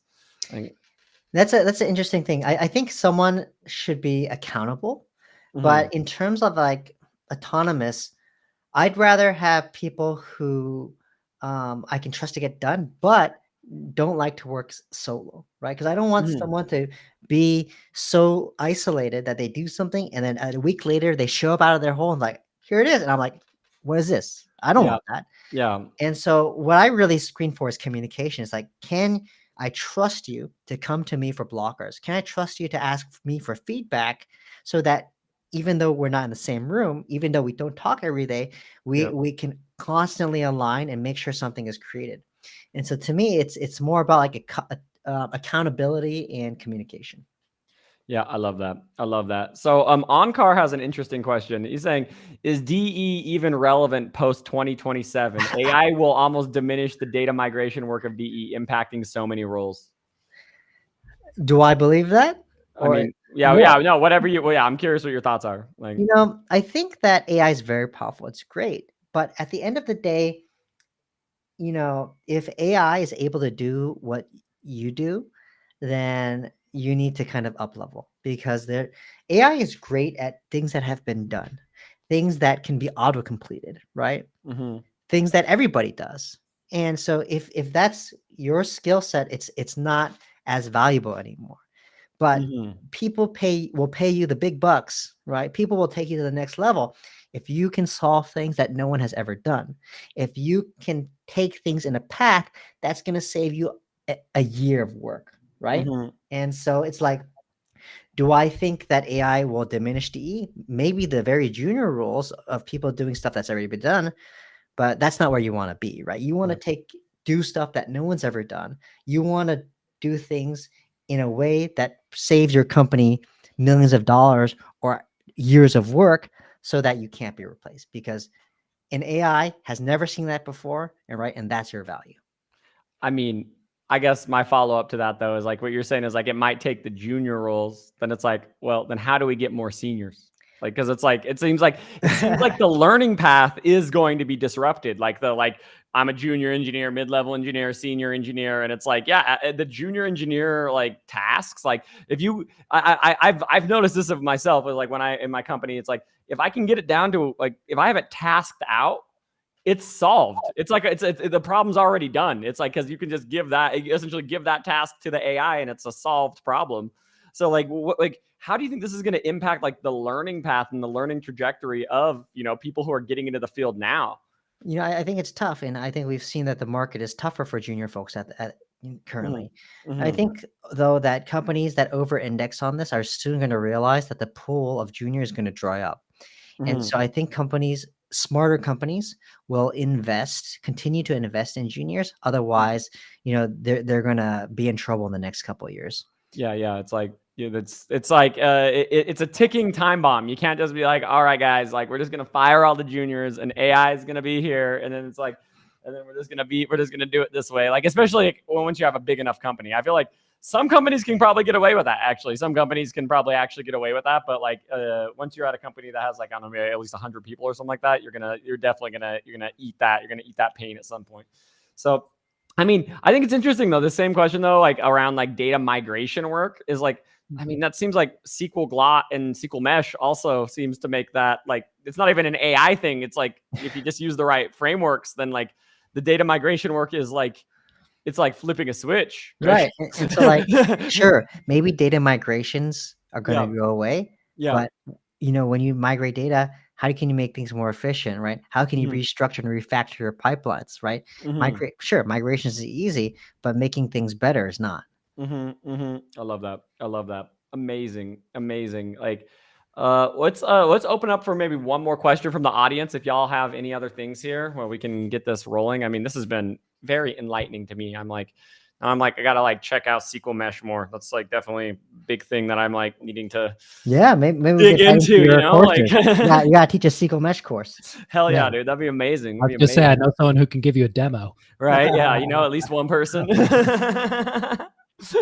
Yeah. I mean, like how many years have you been working on SQL Mesh? Is About that like 2.5 years? SQL Mesh? Yeah. Like, we're still pretty new. Yeah. It's cool. Getting there. Yeah. Right. I mean, yeah, like all these, I think that's like one of the futures, right? Is this whole idea of like, you have like DBT is the same way where you have a very popular kind of open source repo. And then you have companies that like are built around the support of that repo. Is that kind of like what Tobico's about? Is like, it's like, we get you guys on SQL Mesh and then we help support you with your SQL Mesh implementation?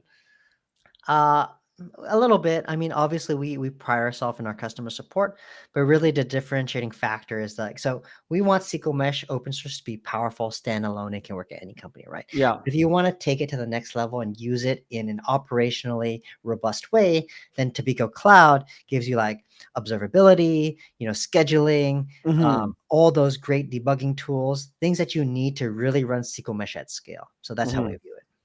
Cool. This is another question. I'll say maybe Andrew and Toby, you can answer this. How to stand out in this job market? You want to go for it, Andrew? Yeah, it's a tough one right now. And I think it goes back to what you're talking about, Zach and Toby, about AI's coming, right? Or AI's here. And you have to focus on more than just the hard skills of coding. Coding is an output of what are you doing? You're solving problems. You got to figure out how to solve problems and think strategically and critically, and then be able to work with people. And then be able to, your output currently is code. Maybe your output is AI stuff later. But in order to stand out in the job market, you need to show how you are solving problems and you can think critically rather than just pass leak code, right? Leak code's that's the past way you used to stand out, is like, I crush leak code. Now it's, I can solve problems. I'm a strategic thinker. Yeah. Also, I can apply that to different tools. I love that. Interview Coder is breaking leak code anyways. Like, I mean, y'all seen Interview Coder, right? It's like essentially a way you can cheat. You can cheat really? through like it's an AI that will solve all your leak code questions for you. And like, it's like sits on top of the Zoom call and it's invisible. Yeah, it's pretty crazy. They did 1 million ARR in 30 days, dude. Oh my goodness. Yeah, like freaking very insane for sure. I mean, Wow. yeah, I love that answer. I think what I might add to that is like in standing out in this job market is like, you know, learning these kind of tools, like learning these things. Like one of the things that I think is very interesting about SQL Mesh and DBT and this kind of analytics engineering space is I still think it's early. I think it's early. I think we're still in like the first quarter. Like it's not like this is a very new field. Like it's like not something that's like really that well defined. I mean, I would say it's like maybe 7 years old, like maybe, right? And it's like, okay, like do you want to take a part in this like new space? Then like learn these technologies, like learn and build into this space, because it's like that is where you can go. I mean, I know for me, that was what the big thing for me was, like learning Spark in 2014, 2015. That was the big win for me, you know, and that's what got me through like into a really amazing spot in my career. So like, I mean, that's what I would recommend for sure. So. And just to close that off, I think for me, it's a tough field, but showing that you're passionate about something, like working on a side project, being able to talk about that and having a real demo of it, like not just some shitty Hello World that everybody else has done a million times. Like find some niche hobby that only you like, build a website for it, build a data pipeline for it, and then you can like really talk about it and you show how passionate you are about it, and then you can like really dig into like what you've learned from your side project, right? And I think doing something like that, spending the time to build something that's more than a shitty Hello World, I think will make you stand out. Yeah, I've already said that to people that like if another person submits a project on the Iris or Titanic data sets from Kaggle, I will personally send them a LinkedIn message booing them. All right. Some of the capstone projects your boot camp has pumped out, Zach, are crazy. Yeah, they're really good. Dude, they're too crazy, man. It's insane. It's like so insane. It's too insane. Like I've been loving it. Like, and but that's the whole point, is like you get like what you put into it, though, right? And then these people are landing amazing jobs because they have this thing that they can show off, and they're like, hey, look at this amazing real-time crazy project that I built, right?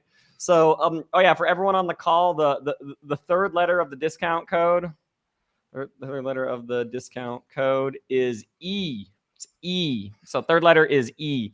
So I'm giving out like 1 letter per hour. So they got to stick around for 4 hours, but like it's a lot. It's a great engagement hack. I mean, we're keeping 200 people like the whole time right now, dude. So like amazing. Thank you guys so much. I highly recommend y'all check out Tobico Data and SQL Mesh. Those are 2 things that are going to be really hot definitely now and in the years to come. And yeah, thank you guys so much for showing up. I need to take like about a 5-minute break for the next one for Steve to come on. But yeah, this is a really enlightening conversation. Awesome. Thanks for having us, Zach. Yeah, for sure. Have a good one, y'all.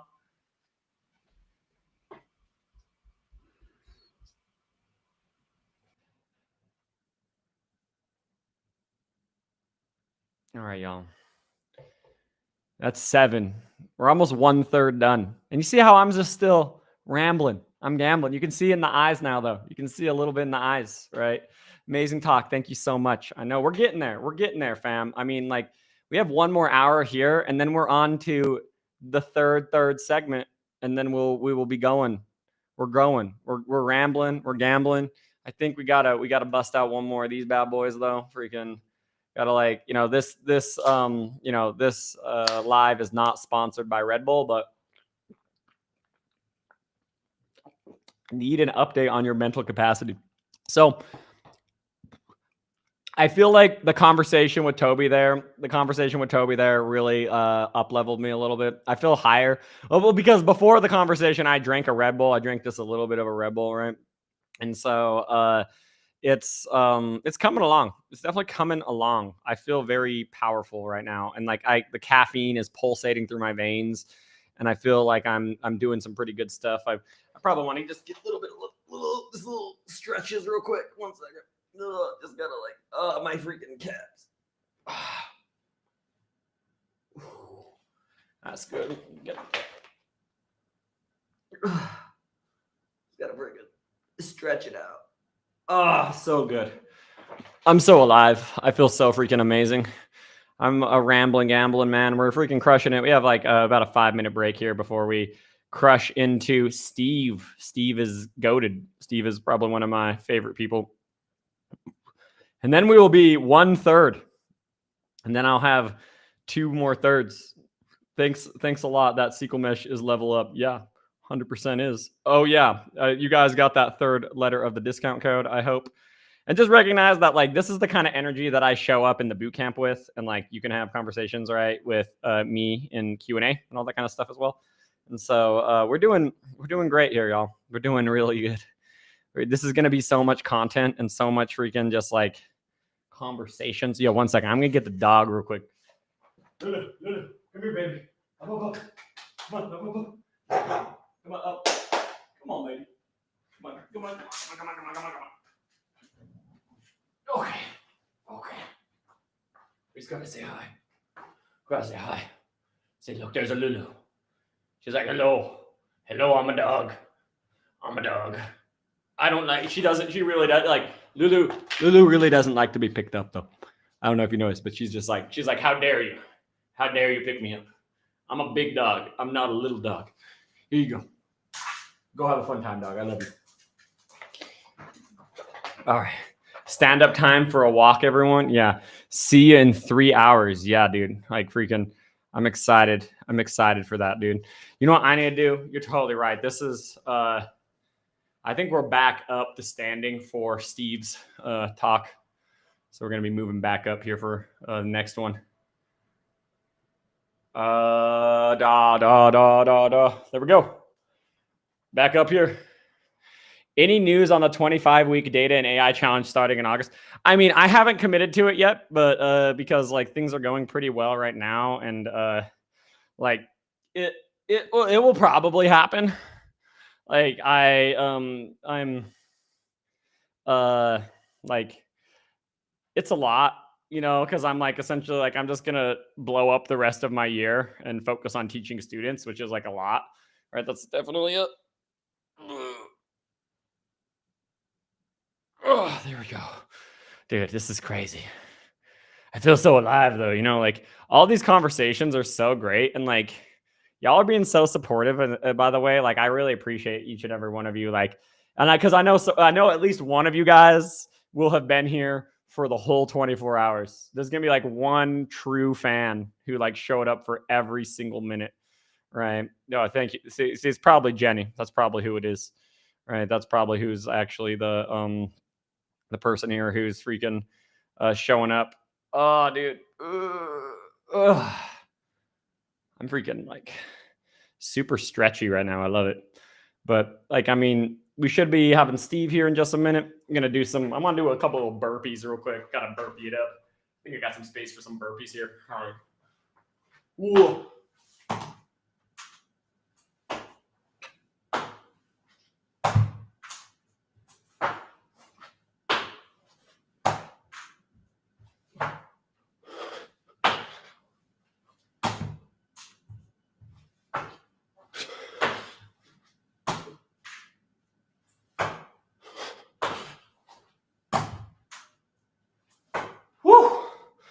Good shit. All right. Just got to feel alive, you know. Just got to like freaking connect with everything. It's going to be beautiful after this next one. Oh yeah, he's here. What's up, Steve? How's it going? Good. How are you holding up? I'm doing great, dude. After this, we are 1/3 done. All right. and I'm like, we're at the end of the workday, 1/3 done. Yeah. It's gonna be sick. Awesome. Like, I'm really pumped about it. Like, should be a really, really solid time. But anyways, welcome, Steve. Welcome. I really appreciate that you're here. So I will give you an intro. So Steve, you worked at Amazon for like a very long time, and then he became principal engineer at Amazon, like it's like the highest engineer at Amazon. And then you left Amazon, right? You're not there anymore? Yeah, I quit about a year ago. Oh, nice. Congratulations. Yeah. And now you're doing like a life engineered. Is that right? Yeah, so I'm just leaning into content. So I have the YouTube channel. I've got the newsletter. Amazing, Um, amazing. yeah. Where is your newsletter? Newsletter. It's a lifeengineer.substack.com. But it's on Substack. I think I'm at around 28,000 subs. Yeah, 20. I see 27,000 subs. Like, okay, well, like, I mean, well, I'm just like, I feel like one of the things that I'm like, I feel like a little bit sheepish about right now is like, I don't think I recommend you there. Oh, well, you can fix that. Yeah. Yeah, no. Okay, you're recommended now. There we go. Oh, Boom. awesome. Done. Yeah, I'm like, I didn't know. Now you're. If you're you in. don't know, then how does everybody else? Yeah, know? that's what I'm Since maybe saying. That's me what I'm too. saying. But if you have obviously 27,000 people know. Like, that's amazing, man. So like, how's it been for you? Like the last year? I mean, you had like a whole life there. I mean, like, I can't even imagine working at one place for 20 years. Like, I couldn't do it. Like, I mean, so like for you, I imagine like leaving was like was that an emotional decision? Was it like a lot? Did you feel like a loss of identity or like? Absolutely. Yeah. I mean, I don't share it that often, but like, Yeah. I think so. I'm 42 years old, and you know, I spent like 18 years of my waking life, right? So if you think about, being 5 years old, so 5 years old to graduating college, I was like 22, 23. So that was 18 years. Then I spent 18 years of my life at Amazon. Mm-hmm. And so like 50% of my life and 100% of my professional life was at Amazon. And so, that just went by like that, right? Like I remember turning 21, like that was yesterday, and now I'm 42. And so I know if I blink again, I'll be 63, and then that's kind of it, right? And so it was actually mostly emotional and psychological sort of leaving. But I'm hoping now that the last third of my professional life is really about, seeing what I can do, right? It's super safe working within a corporate environment. And I had sort of figured it out. I would have been fine just sort of like retiring there. But I'm pretty sure that if I was like older, like say I was on my deathbed, I'd be like, man, I should have taken a shot and see, what I was actually possible. That was, like, what's crazy? What's so crazy is like I had such an intense experience happen like 2 years ago.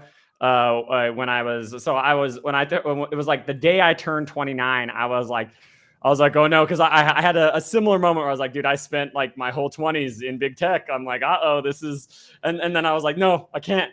I have to do one. I have to do 1 year. I have to do 1 year, not in my 20s, not in big tech. And that was like, and then I was like, all right, let's send it, see what happens, take a risk, right? And I mean, it's amazing. I mean, so like how do you feel like things have changed for you over the last year? It sounds awesome. Like it sounds like freeing as well. I mean, it is. I was like, cool. So now I'm not working, 30, 40, 50 hours a week with my day job, because I had the YouTube channel in the background. And so I was like, I'm going to have all of this free time. And it turns out if you keep on saying yes to opportunities, like all of your free time just instantly poofs away. And so, I launched a business or two that didn't succeed. There were some side quests and other projects. And then I was like, you know what?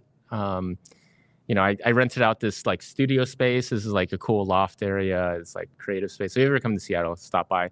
Then I bought like a PS5, and I'm like, man, I should really get into FIFA again. Like it's, So then I put, dozens and hundreds of hours into that. And I'm just like, wait a second. Like, where did those 40 hours a week go? Yeah, right. You're like, dude, I thought I would have infinite time. Right? Yeah, you think it's infinite, but then if it's just like it doesn't matter how much money you have. If you are a bad spender, then it goes away really quickly. Same thing with your most precious currency, which is your focused attention. Yeah. If you just start just being like, oh, like let's make it rain or whatever, like it goes away really fast. And so probably about the beginning of this year, I was like, okay, like let's take a step back. What are we trying to do? So like the theme for the last 6 months has just been to sort of simplify.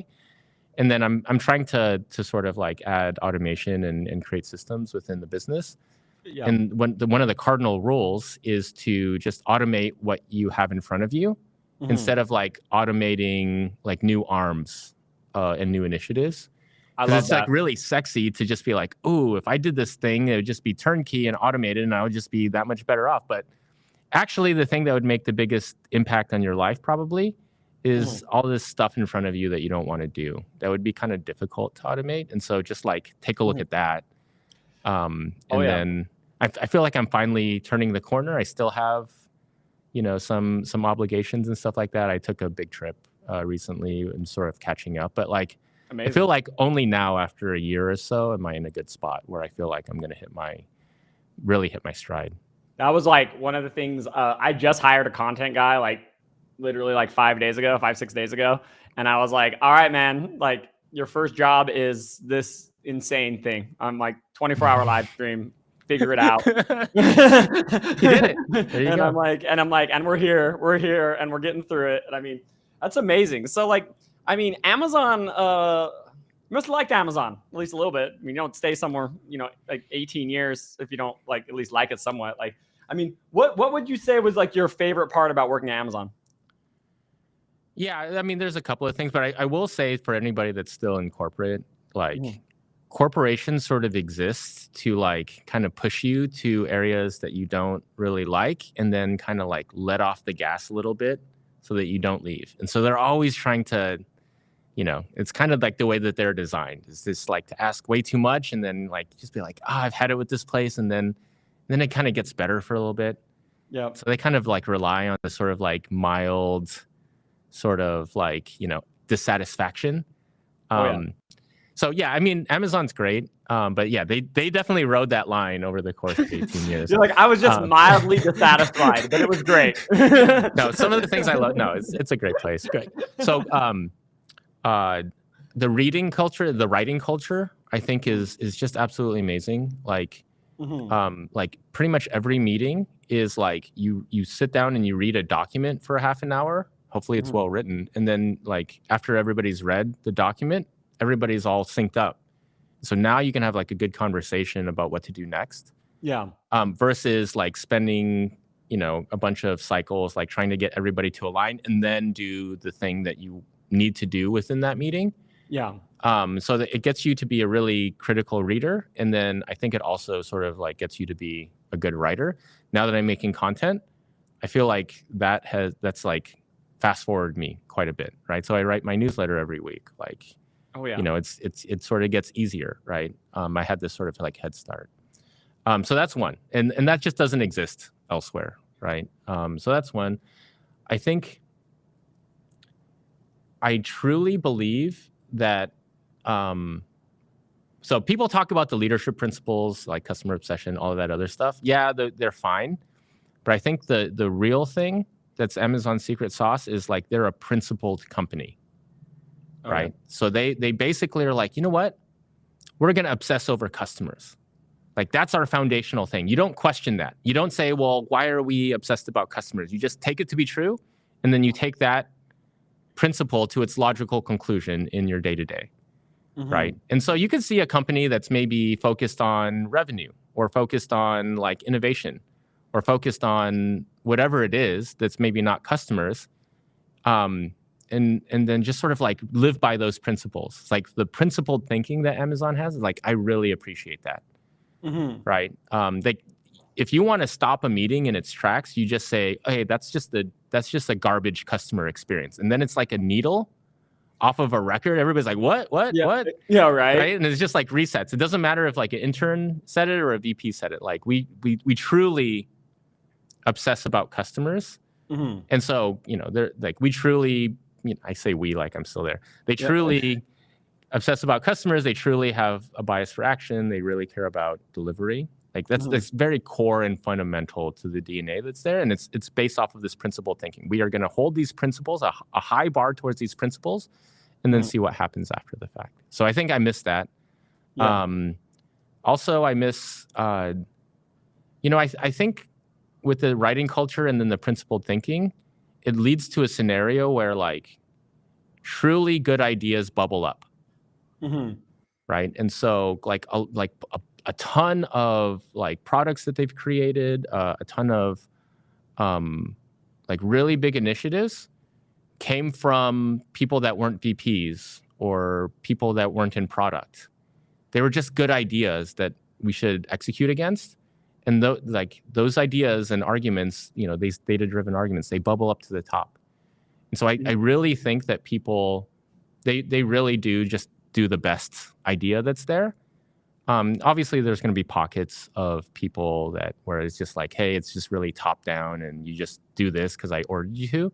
Mm-hmm. But in general, you know, like there is a sort of liberalism there. Like let's get all of the ideas out there, and then the best ideas, those should be the ones that bubble up to the top and that we execute against. I love that. I remember when I was working at Netflix, they had this idea of farming for dissent, right? Whereas like also like when you have like when someone says, "Oh, I have a good idea," well then like, can you please like can anyone say like why it's not a good idea, right? And kind of like almost like the opposite as well. Like so there's like all the voices are heard, even like not just the optimistic ones, but also the cautious ones are also heard, so that like you can kind of have like a good mix of everything. I mean, yeah. That's awesome. Like, and the reason I appreciate that is because it's hard to do, because it's so easy to just be like, yeah, and to just say yes and not like scrutinize it, right? But if you're like principled, you're like, okay, now is the time when I say, like, what are the biggest risks?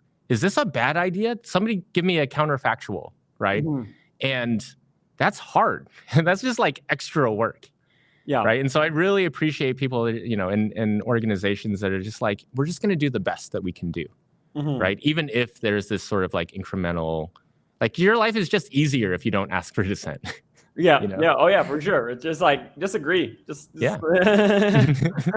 Like, I mean, that's amazing. So like, I know a lot of people, you know, watching this live right now, they are interested in growing their career. They would be like, you know, if they had a career that kind of looked like your career, where you grow into the highest ranks of engineering, like that would be a path that they would be satisfied with. Like, what would you say are some of the big lessons that you learned on this journey, especially like maybe from like senior up? Right. I would say that like what people are really interested in.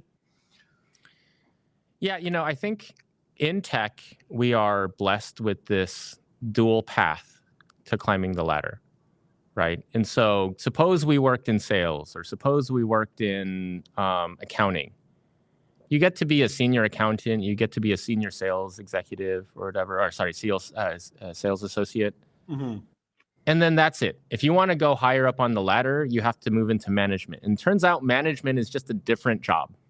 Now you're managing. You are a great salesperson. You are a great accountant. You're like best in the world. And now you're managing people. Yeah. This is like, it couldn't be a starker contrast. But in tech, for some reason, and I think it's just great, we just benefit from it, you can essentially be the CEO, all the way up to the CEO. At some point with the CEO, you have direct reports, but you can report to the CEO and have no direct reports, right? Yep. And essentially, there's no limit to how high you can go as an individual contributor, and that's just amazing. I just want to like stop there and pause and just like reflect on the fact that you now have a choice. If you're a senior, you can go start a company. You can, you know, try to become a distinguished engineer within big tech. You can try to become a VP and a senior VP and then the CEO. You can do whatever. You can go back to research. You have all of this optionality, right? And so I think it's absolutely amazing. And so what are the characteristics of like a high-level tech IC, a tech leader that doesn't have direct reports? And what it comes down to is like you are a leader that cannot use your authority to get stuff done. Right. So if I'm your manager or your boss, I could be like, Zach, do this. Oh, yeah. I have authority over do this or I'm going to fire you. Yeah. Right. And you're going to have to just be like, OK, well, I guess I'm doing it. My job. Definitely. Right. It's pretty cut and dry. Right. Yeah. But a principal engineer comes into the room and there's like a bunch of people disagreeing. Yeah. And they can't pull the authority card. They can't be like, listen to me or else. But the expectation is that you're making an impact at the cross-team level, at the organizational level, right? And so how do you, and this is the buzzword here, how do you influence the organization on all these teams and persuade them to do what you think is right without that authority? Yeah. Right. So that's the art. And I think the big realization that I had was like if you play poker, the ante is your technical skill and your technical depth. So I'm just going to assume that you're just really good at coding or data engineering or whatever it is, data science and analytics. You're really good at it. You're deep and you're broad and you're an expert on it. That's the ante, right? But how do you actually take it to the next level and become a tech leader? What it comes down to is there's many more things on the menu than your tech skill, right? You have to, like, software at this level is by definition a team sport, right? How do you sort of like position yourself as somebody that people should listen to, right? Without just being like, just pulling this authority card out. Yeah. And so it turns out that, the art of persuasion involves things like reading and writing. Do you actually understand? Can you articulate your thoughts so that people understand what's going on? Can you like read their documents and understand like their point of view? Right? How do you get a bunch of, like, you can make an assumption at any company that the people that you're interacting with are smart and like really good. You know how hard it is to get a data job at big tech? You know how hard it is to pass like a coding interview and a behavioral interview? Like, that's, especially if you come from a different country where English is not the first language. It's a miracle that people who have English as a second language are able to get a job in tech working where English is the language that everybody has to understand. Like, I'm trying to relearn like Vietnamese. It's the language that I grew up with. I was born in America. And dude, there is like 0% chance if like the language of software was in Vietnamese that I would be able to do anything, right? And so everybody that you're working with, you just like can assume is a really smart person. They're like the top 1% of the world. And now you're in a situation where you have to get them to kind of align to, hopefully the best ideas are sort of popping up and get them to sort of agree, right? Without pulling out this, like, I therefore order you to do X and Y.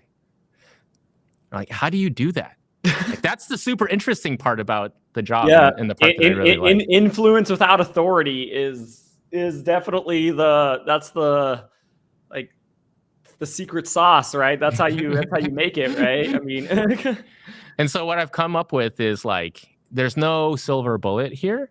It's all contextual and it's sort of, but what ends up happening is that over time, you just get more tools in the toolbox. Yeah. Right. And so I think of it like an RPG where you have to kind of be at a certain level before you can wield like, the gigantic broadsword that is sort of like, level 50 and above. And so some of the things that would work are like, okay, well, sometimes you have to go in and you have to, sort of wrestle in the mud with pigs. And that's the way to do it. Sometimes you need to go and make a prototype. Sometimes you need to escalate and then talk to their bosses. Sometimes you need to, you need to write a document or do a presentation or go and gather some more data, right? Or like sit in on their like prioritization meeting so that you understand their priorities, or like go and dig into their code, right? And actually figure out what's going on. There's so many different ways to go about it. And that's, I think that the part that I really miss is like, you got to sort of play jazz with this stuff, right? Like you're trying to make the best decision in this high dimensional space where the path forward isn't there's no roadmap here. Yeah. Right. And so everything has risk and it's super cool. You're kind of just like, you're on the edge, just like taking it as it comes in. And then hopefully at the end of it, you do something kind of cool that gets written up by, Hacker News or something like that. Oh yeah. I mean, that's amazing. And like, I mean, I totally agree with all that. That was like one of the things that like I actually really, really enjoyed about like my last little bit of time as a staff engineer at Airbnb was when like when I finally got everyone to agree that there is actually only one definition for available. Right. And I'm like, guys, it's can a guest stay there on that night?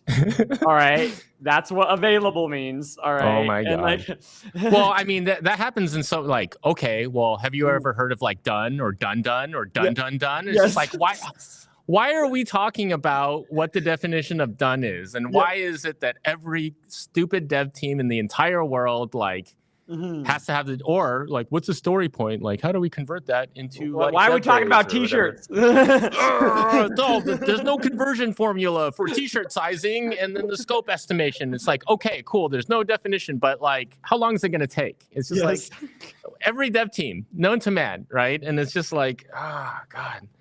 It's like, I love it. I mean, it's very interesting. It's very interesting. Like, so one of the things that I know is super important, like for your career growth and all this stuff, is having a supportive manager, right? And having someone who can like help guide you and also help give you the opportunities so that you can get into these roles and build that trust and kind of like be in that growth zone, right? Where you're kind of taking on a new project that you haven't really done before, that like you kind of feel a little bit uncomfortable with.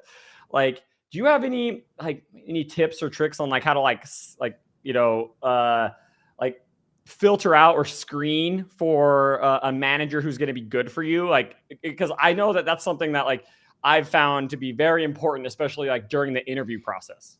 Yeah. So a couple of dimensions there. Like there has been like research on management, but it's like actually really few and far between, and like all of the results are kind of all over the place, right? So usually you can study these types of dynamics. Typically, though, companies they hold like all of the data that would be useful in this type of research. They hold those pretty close to their chest. Yeah. But there are a couple of things that the data does show in certain studies that correlate to good managers, right? So two things. One is good managers tend to stay put. And so there's a ton of managers that they suck, but they also suck because they just move around, right? And so like, it's like, oh, just go look in their LinkedIn and just be like, okay, well, this guy leaves every year and a half, 2 years, and then hops over to another place. There's a VP at Amazon. His name is Paul Kotis. He's the VP of ads.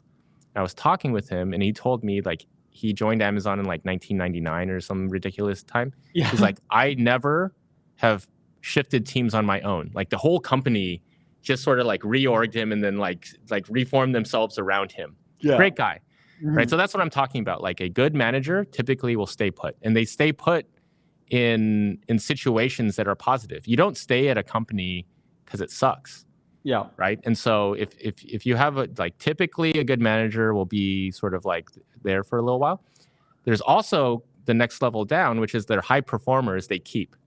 Because if there's a senior or a staff or just a really good individual contributor, those people have choices, right? If it's a bad situation that they're in, then they'll just leave because they can just go do something else. Like life's too short to have a bad manager. And so when you're kind of kicking the tires to see if you should join a team, those are the two metrics that you should take a look at. What's the tenure for this person on this team? And you can take into account like if they got reorged or they didn't have a choice or whatever. Yeah. That's fine, but you should just generally look for people that have been there for a while. And then do they keep their high performers? Now, you don't have the performance data for all of the ICs, so you can use like the level as a proxy, right? So the senior most people on the team, have they reported into this person for a long time? You've probably seen this before where there's like a new manager and then like, a couple of weeks or months later, like all of the people that he used to work with sort of like follow along. Yeah. Right. And that's what happened to me. I mean, it was not even at the same company. I mean, I left, I went to a new company and I was with the same manager at Facebook and Netflix. So that manager probably rocked. Yep. Right. Sure. And so that's what you want to look for is just like, hey, when this person leaves, like people are just coming along. Now, it could be that they're a toxic person and they like reward like loyalty or whatever, but at least for those people, like that was a good situation for them, right? And so that's kind of what you want. So those are the two things. So the other thing I want to point out is like the relationship with your manager is the most important relationship at work. because there's such a disparity between the outliers, right? So if you have an awesome manager, right, that you'll follow to another company, dude, work is awesome. You like wake up and you're like, I can't wait to go and kick butt today. You know, you understand like the impact of your work. You feel like you can make a difference. Oh, yeah. Like, you know, you're kind of thinking about work when you're not supposed to be thinking about work because it's just so great. And that comes from your manager. Oh, yeah. Right. They make you feel valued. They give sort of meaning to a lot of your work. They'll support you. They'll put you up for promotion. They'll give you awesome projects. And then there's like the bottom, which is a terrible manager, which is just like, oh my God, you wake up and you're like, oh, I have to go to work today. Yeah. And then I have to deal with this dude. He's like, he sucks. And it's just like, what are the series of words that I can give to this person so that they'll go away? Yeah. And then there's like, they're like, hey, Steve, what's the status of this thing? And you're like, I mean, maybe next week or something. And then he's like, okay. And then he's like, oh, he's going to ask me about the status next week. Yeah. You know, and every time you're just dreading every interaction, right? I mean, and it could be the exact same job, but it's just a different manager. And there's some art to it as well, right? Like there's certain types of personalities that vibe with other types of personalities. Yeah. Right. And it's very hard to quantify, but I feel like, you know, you'll know whether there's a good match or not. And just life is too short to just report to a manager that's not supportive of you, that makes life at work a living hell. There exists a manager out there that's going to support you and that's going to make work awesome if that's what your focus is. Yeah. You just haven't found them yet. Right. And so anybody in a bad situation, like, you know, and if you're relatively good and, you know, like, just go find a better manager. If you have like freedom of movement within your company, yeah, they exist. They're out there. Yep. Right. That's why I think it's important. That's why it's very important to, like, you know, have a good performance review too, because then it's like you get that internal mobility. It's like it's a lot harder if like you are currently not performing, because then like companies essentially are like, nah, if you're not performing in your current role, we don't want to let you move. Yeah. Which is it's kind of brutal in some ways though as well, because it's like, well, maybe I'm not performing because my manager sucks and I would do better in another role. Exactly. But they're very risk averse, right? The difference between a virtuous and a vicious cycle is just, you know, like that bad manager is just like, makes you want to not come into work, which means that your performance is low, which means that he's going to like you less, which means that you like him less, which means that your performance is going to be, and it just spirals out of control. Yeah. Versus a virtuous cycle where it's like, man, I want to come into work. I feel valued. There's meaning to my work. I'm going to try my hardest, which means that there's going to be a good outcome, which means that you get put up for, so it's just like a tale of two different outcomes. And it's just based solely on this one relationship. And so I tell people, like, all things being equal, like, don't chase cool technologies or products that you can explain to, you know, your wife or whatever. Or like, just like look at your manager and the people that you're going to work around. And if they're awesome, that's going to probably be a good place. Even if the technology is stuck in 1995, like, it's still going to be an awesome place. Yeah. I love that. That's like, following good leaders is so important. Like, so, I mean, I guess I have a random question. So like, I guess when you joined Amazon, like, was it just like a book thing, right? I mean, 18 years ago, it was just books, right? It was like, was that all it was? Like, when I joined, so Amazon today looks like it did when I joined in 2006, just generally like the color. Yeah. Right when I joined, they had moved from like tabs on the top of the page. And so every time they had like a new line of business, like electronics or like, you know, men's clothing or whatever, they would just add another tab. So there's like this like obscene like 30 tab, like multiple tears in it. Like UX has always been not so great at Amazon, or has been an area of improvement. And so they had just moved over to like a new navigation. But generally it was a bookstore. Like I'll give you an example. Like when I joined, there was a computer that was running a prod service that had a sign on it that said like, please don't unplug me. Because if you unplugged it, like some part of the website was just going to go down. So like it was running a production service, like it was right there. And so like that doesn't fly anymore. That sounds like in today's dude. That's insane. I wish I had kept the email, but like I was an early user of S3, or my teams, we were a customer of them, and I have an email. I had an email from a TPM from S3. They were basically like, we lost some of your objects. Yeah. Sorry about that. Like, we're still in beta, just so you know. Yeah, I mean, so it's just like, could you imagine S3 losing anything? Your data? Right? Yeah. And you're like, sir, like what? Like I trusted you. I used SQS. Yeah. I did a stupid thing. So I was just writing a script, and they were like, use SQS. It's not general availability yet. I was like, oh, Qs. This is great. Yeah. So I wrote a nested for loop that like, and then I got a cell phone call, and I was like, hey, what's up? And it's just like, hey, senior engineer from SQS here. Are you running a script right now? Yeah. And I'm like, yeah, I got this thing going on. He's like, can you walk me through the 2 for loops? And so I was like checking the queue size in the outer for loop, and he's like, or in the inner for loop, and he's like, can you just move that to the outside of the nested one? And because it's just like you're kind of hammering us right now, and it's like. And then now SQS is like, you can build like you can obliterate it, right? So yeah, it's just sort of like seeing like the explosive growth of the company since I joined is absolutely crazy. Yeah, that's freaking awesome. That's like it's crazy to see like how like I think that's one of the good lessons from your lives where like good things take time, right? And like they build into like really awesome, like can get into a really awesome position. Like I think another big thing is like a question like that I'm curious that you might have some thoughts on is why not management? Why IC? Oh, for me, or just advice for other people? Both. Yeah. So it's a different job, right? So, if you're doing data, then if you're a manager of data folks, now you're a people manager, right? If you're doing software, now you're managing people that do the thing. Mm-hmm. And if you go into it for the right reasons, I think it's totally fine, right?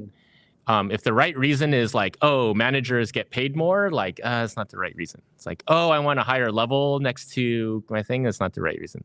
Yeah. I think, the things that people want, it's just a really personal thing. So the job of a manager is like really amplifying people. Right, you're trying to amplify the people that report into you, and in a sense, you're serving them so that they can go and serve, in the case of Amazon, the customer, and then do awesome things. Mm-hmm. That energizes you. The thought of like hacking, instead of hacking software or data, that you're hacking people, not hacking them and then like manipulating them, but you're trying to manage them. So that they're like the team is more than the sum of its parts, and you help somebody do something that they didn't think was possible for themselves, and that just like really stokes you. Mm-hmm. Yeah, you should be a manager. That's great.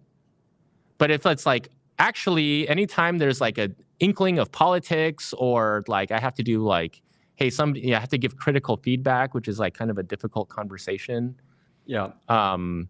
And I don't like that. I'm just going to go back to my IDE because because that's what I do. You should not be a manager.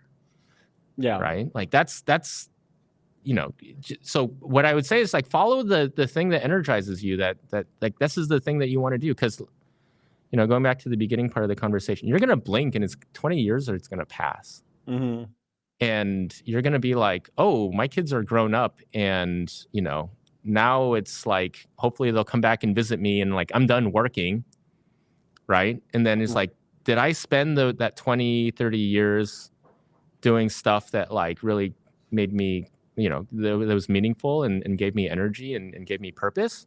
Mm-hmm. Or did I do the thing because I saw an opportunity to make as much money as possible?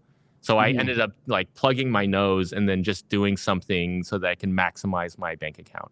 Yeah. Like, I think in tech, like, you're going to make decent money. Mm-hmm. And so it's like, you can make good money doing either track. So you have the choice. So just do the thing that sort of like inspires you. Right. Yeah. Yeah. It's amazing. Like, I mean, I totally am with you on that. Like I honestly feel like there's actually, you can kind of have both. And I think that that's really where you get the most ideal life is like you do what you love and you get paid well doing it, right? Those two things together, right? If you're, I mean, you know, a lot of people may be like, oh, easy for you to say, you know, you made it or whatever. And it's just like, look, everybody that's watching this right now has won the equivalent of the galactic lottery, right? You speak English, so you understand what I'm saying. Okay, cool. Well, people that speak English like make more money. Yeah. You're in tech. How many, like, there's, you know, for software development, at least, there's like 25 to 30 million software developers, depending on how you count it. Yeah. Well, there's like 8 billion people in the world. Yeah. That's right. So you won the lottery there.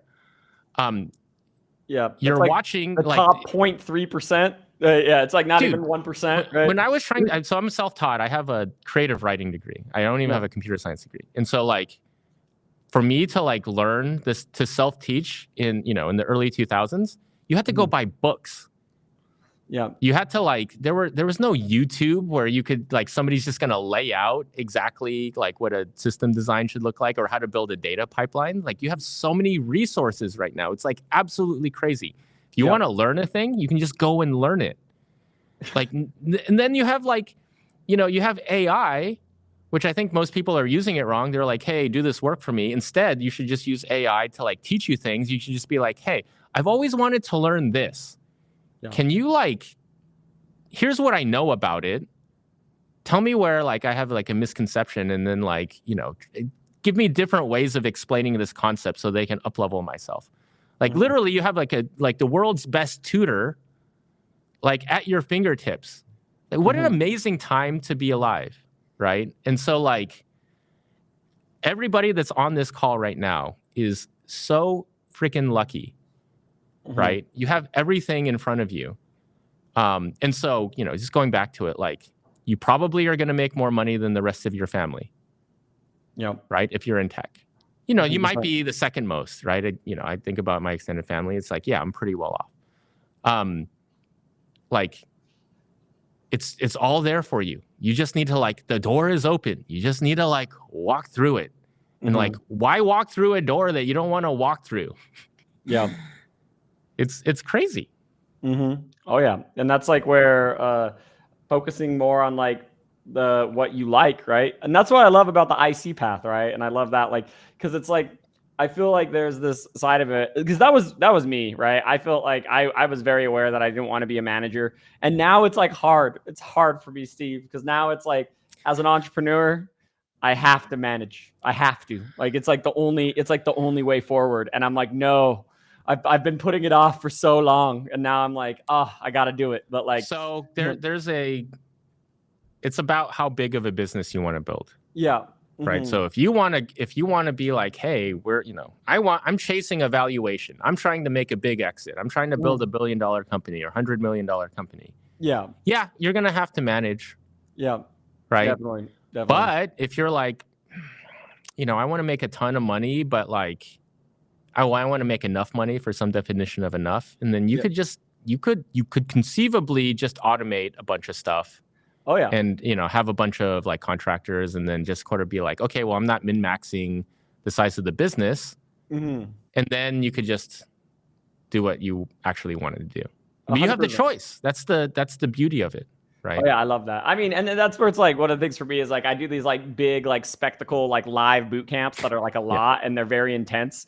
But like the other thing is like if I just like downsize my business and just rolled on the subscription money, I'd be fine. I can live off of that. And then I would just need a post on social media and then that's it. And I can probably do that without a team. And so there's there's like so many different ways that you can go about this stuff. And like, I think that's one of the things I really like about business in particular is that like, you know, if you have that full control, then like you can decide on how you want to live it. Right. And you can decide on like where you want to go with stuff, even though it can be a lot more work up front a lot of the time though, as well. I mean, like one thing that I've learned is like, I spent a lot of time justifying like my desires, my wants, and then trying to turn my wants into like I need statements. Yeah. So just I being need $1 like, million. yeah, but actually I just want $1 million, Yes. right? And so I'm like, well, nobody needs anything. If you think about what the needs are, it's just survival. Like you need shelter and security and food and water. Those are if it's not that, then it's just a want. And so the big lesson that it took me a long time to sort of like understand is just like, you don't have to justify wanting something. If you want it, that's enough. Yeah. Right. And so for you can do whatever you want. And so you like nobody, you can't look to anybody. Hey, Steve, what should I do? It's just like, I don't know. What does Zach want to do? Yeah. Right. Right. And so if I wanted a Lambo, you know, like I can't just be like, oh, you don't need a Lambo. You just need a Corolla. Yeah. Right. And it's like, well, you don't need a Corolla either. Right. And so it's just like, if you want a Lambo, go buy. I don't want a Lambo. But I'm just, that was just a thing that I brought up. It's like, just what like, color is your Bugatti? yeah, exactly. What color is your parachute? What color is your Bugatti? You know, and so, you know, for you, it's just like, what an awesome place to be. It's just like, literally, you can build what you'd like. And the people that are watching this right now, it's like, if you just want something, that's enough. Right. And then we live in this wonderful time where you have all of these tools. Like if I wanted to start a business right now, like when I first, you know, started at Amazon in 2006, there was no AWS. So I would need a data center. Like mobile apps didn't exist. Right. Like you don't have AI to help you out with anything. Yeah, no vibe coding. There's no vibe coding. Like there's no resources to show you how to do it. Like you'd have to go and find them in real life. Right. Read a book. You had to like go. Did you like go to the library? Like damn, this guy's dedicated. you like literally, like, dude, I mean, I started like I learned BASIC when I was like 6 years old, which was, you know, 1989 or whatever, 1988. Like you had to buy a book, and there were literally children's books that you can type in BASIC. You ever program in BASIC? You have to put the line number in front of the line. And so like you would be like 10, you know, dim X equals 5, you know, and then 20, like print X, right? And then if you were like, then you'd be like, okay, list all of the lines of the programs. You'd say lists 10 to 100, and it would print out everything that was there. And then if you were like, oh, I need to move the code, you have to assign line numbers so that it fit there. And if you screwed up and you were trying to insert, you have to shift everything down, right? Like that's, you know, and luckily I had a computer because my parents were engineers. They were immigrants and they escaped their country, whatever, and they came here with nothing and turned into engineers. I was lucky in that sense, but like now this is the best time in the entire universe to do your own thing. If you have an idea and you know a little bit about software development, like you can just go and do it. Yeah. You don't have to have a data center. You have like an AI that will like, you know, that you can't just like let it go off the rails, but like you can just sort of like guide it, right, to do the thing. You can do marketing online. You just go create content on LinkedIn and YouTube. You don't even have to, you don't even have to spend Google ads or Facebook ads. It's like it's all organic now, right? It's all like the eyeballs are given to you, right? And there's Wikipedia. You can just go on Wikipedia and you're like, how does this thing work? Yeah. Right. And like, tell me the history, like, and you can just have AI summarize, like, what a time to be alive.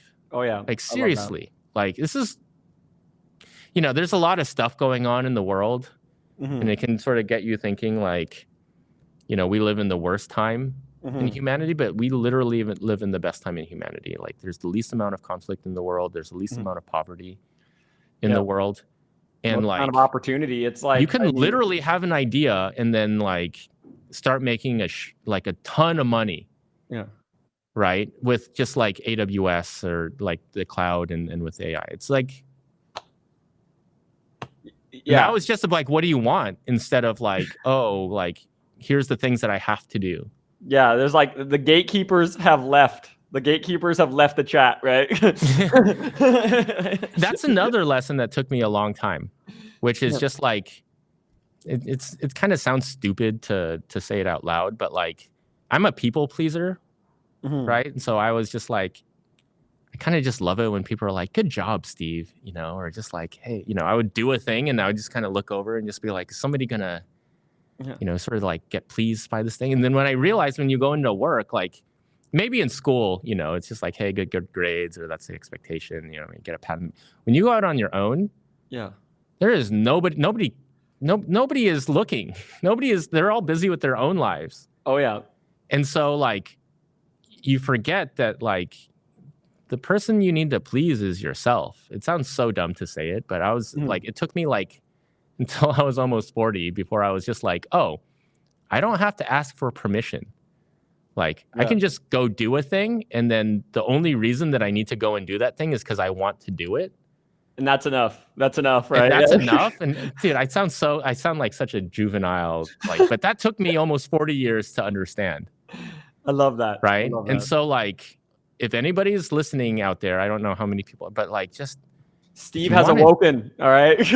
Yeah, I'm woke now. No, like you literally like, you know, like it, I feel like I've just started my life, you know? That's great. It's great. And I mean, I think that there's a lot there. I love like a lot of what you were saying there about like basic and everything. It reminded me of that, like, you know, the saying of like, you know, back in my day, I had to walk uphill in the snow both ways to school or whatever, right? My first computer didn't have a hard drive. It had 640K of RAM, and it had 2 floppy disks. They weren't even the 3.5-inch floppy disks that aren't actually. They were 5.25-inch floppy disks that were actually floppy. Like the maximum capacity on those was like 360K or 1.2 megabytes if you know you got like the special drive or whatever. And the megabyte ones were pricey, right? Dude, is you know, and so it's just, and now we have like a supercomputer in our pockets. Yeah.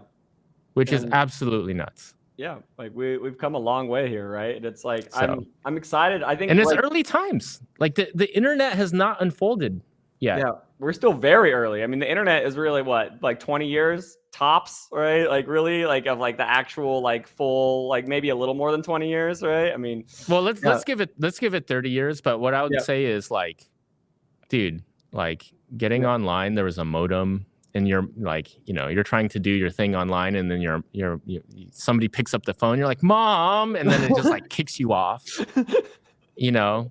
And then you're trying to like, you know, play a video game or do whatever. And then now it's just like I'm like mad that like my YouTube is buffering. Yeah. And I'm like on vacation, so I'm like sitting at the pool, like trying to watch a YouTube video. I'm like, the internet sucks here. My life is so garbage.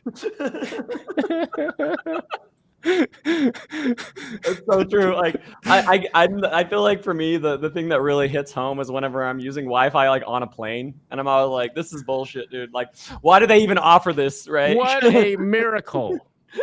People are like using like the internet on a plane to like join Zoom calls. Like it's like you're flying in this tube. Anyway, sorry. It's a lot. It's a lot. I mean, like, I want to open it up for questions, for Steve here, because we got probably about another 5 minutes here before I gotta kill the stream, and we are done with segment 2 here, Steve. This has been a very, very eye-opening conversation. Oh yeah, I actually I have the 9 p.m. slot I have with Kevin Naughton. You know Kevin? Yeah. Yeah, Kevin, of course. Yeah, Kevin quit his job like 2-3 weeks ago. I've been talking with him. I've been like screaming at him. I'm like, dude, just do it. Just jump. Just do it. Just do it. I told him, we text, and I told him to buy a calendar and then circle a date. Yeah. And so last time I talked to him, that's even better, dude. I love that. Last time I talked to him, he's like, Steve, this is the calendar. Look, it's circled right here. That's the day. Yeah, I'm doing it. So. Yeah, and I mean it's insane where things are going. Like, so Ped is asking me a question. Zach, what is your stack again? Can you repeat? You are not using S3. You said TypeScript. So my data expert is the very, very, very standard entrepreneur solopreneur stack. So I use Next.js, React, Postgres, and Vercel for deploying, and that's it. Like, it's very, very simple. Like Parquet is more for like if you're talking like Iceberg or like the open table formats. That was something that we were talking about in the last live. But yeah, that's my tech stack. So I mean, but yeah, if anyone has any questions for Steve, we can definitely answer them here. I think it would be really awesome because there's a lot to like we covered here. Like we covered a lot of ground here, Steve. Like, I mean, it's very interesting. It's very interesting how like there's so many ways that you can potentially live your life, right? And that like there's like, I think one of the things that's happening a little bit right now is big tech is starting to lose a little bit of its luster, just a little bit. Like it's still there though. I feel like it's still there because it feels like it's like the sure shot. Like if I get this job, I will 100% be successful for sure, right? And I think that that's the kind of the trade, right? Whereas like if you go on your own, it's like, who knows, right? Who knows? You might be successful. I'll say this: that think about all of the big tech giants that are out there, and like how, like what their like AI feature set is, or their capability is, and like all of the interesting stuff that's happening with AI right now is happening from really small, scrappy teams. Oh yeah. So like think about Amazon or Google. Like so just the foundational model aside, right? Yeah. Like that's like you think of that as a utility. Who's doing like the coolest stuff in AI? It's Cursor, right? It's like all of these Cursor, small Windsurf, like it's and so like basically like Amazon and Apple and like Apple AI is like, tell me about their AI feature set. It's like awful. They announced something. I still don't know what the AI feature set is. And that's it's not shiny at all. Like it doesn't even register. Like and I'm a guy who like watches the news, and I've been an iPhone user for over a decade, right? And so the thing is, like these big companies, they're just big and they just move too slow. Yeah, AI is just moving so fast, and so I think that if you've got a choice about whether to join like big tech or something that's scrappy, but they're kind of smart about it, they have a good angle. I think it's a much more difficult decision than it was, say, 5-10 years ago, where it's just like big tech was the only target. Yeah. Oh yeah. So people, I just gotta say, so the last letter of the discount code is P. So just letting everyone know, the last letter of the discount code is P. So I've been like every hour at the end of every session, I give them one letter to the discount code. So now people can use the discount code. It is now available, assuming that they've been watching for the last 4 hours. So nice. Amazing. Okay, I think we have time for one more here. I love this question, Steve, to end it off with. It says, with the entrepreneurship, what is your stretch goal when you say it will find a way? I think that was. I think. Oh, okay. I maybe I'll answer it with a non-answer, but like I'm trying to like stop min-maxing on stuff. I think there's this like really fundamental need for everything that I touch to be good at anything that I do, and I sort of like lose the journey part of it. So it's like, okay, cool. Well, I'm starting my business, and I'm like, I want this business to like make millions of billions. I want a big exit, and then I want to be on the cover of like Fortune and all of this other stuff. And I'm like, well, do I? Like, do I? So am I trying to climb the ladder because I want to get to the top, or am I climbing the ladder because that's the thing that's in front of me? Right. And so, the thing about this thing is, I've been doing different ideas for how to monetize and stuff. And what I've come back to is like, I just really love the thing that energizes me is just working with people so they I can help them get better. And, part of one aspect of that is creating content. So that's, sort of one to many, but then also like in terms of like coaching and other stuff, like I just really love working with people and seeing what they're, so if I can build a business around that, where, it makes a decent amount of money but I get to do the stuff that I really like. I don't need the big thing, right? I would just love a sustainable business where I can, watch my kids grow up, like do cool stuff and then like mess around with tech. That sounds like express myself creatively. Sounds like an awesome life, right? So something sustainable, something cool, something energizing. Min-maxing money is not the answer for me. So I guess the wish for my entrepreneurship is like to just have an awesome, sustainable business where I'm doing what I want. Yeah, that's very. You're giving Justin Welsh a little bit. Justin Welsh vibe there, right? I bought his course, so yeah, yeah, for sure. Like, for sure. I'm like a serial course purchaser and coaching. Like, just maybe a plug for your stuff. Like, Oh, yeah. I have I counted the other day. I have 5 coaches, and I love doing courses and stuff like that. Like when I do a course, I want to be the testimonial. Yeah, right. You're I want to be the success story. This is every course changes my life. Yeah, and they can't take away that knowledge, right? And so it's mine forever. If you think about coaches and stuff like that, there's an expectation there that you listen to what they say and you're going to get the outcome that you want. And so this prevents you from wasting a bunch of time discovering your own path. Why do that when they can just fast forward you? So 5 coaches. I have a Vietnamese coach, so a language coach. Yeah. I have a golf coach. I have a speaking and communication coach because I think I can do better there. I'm into lifting, so I have a powerlifting coach. Dude, I'm missing one. I need to get on your coach level, man. That sounds amazing. It's what an unlock. Yeah, right.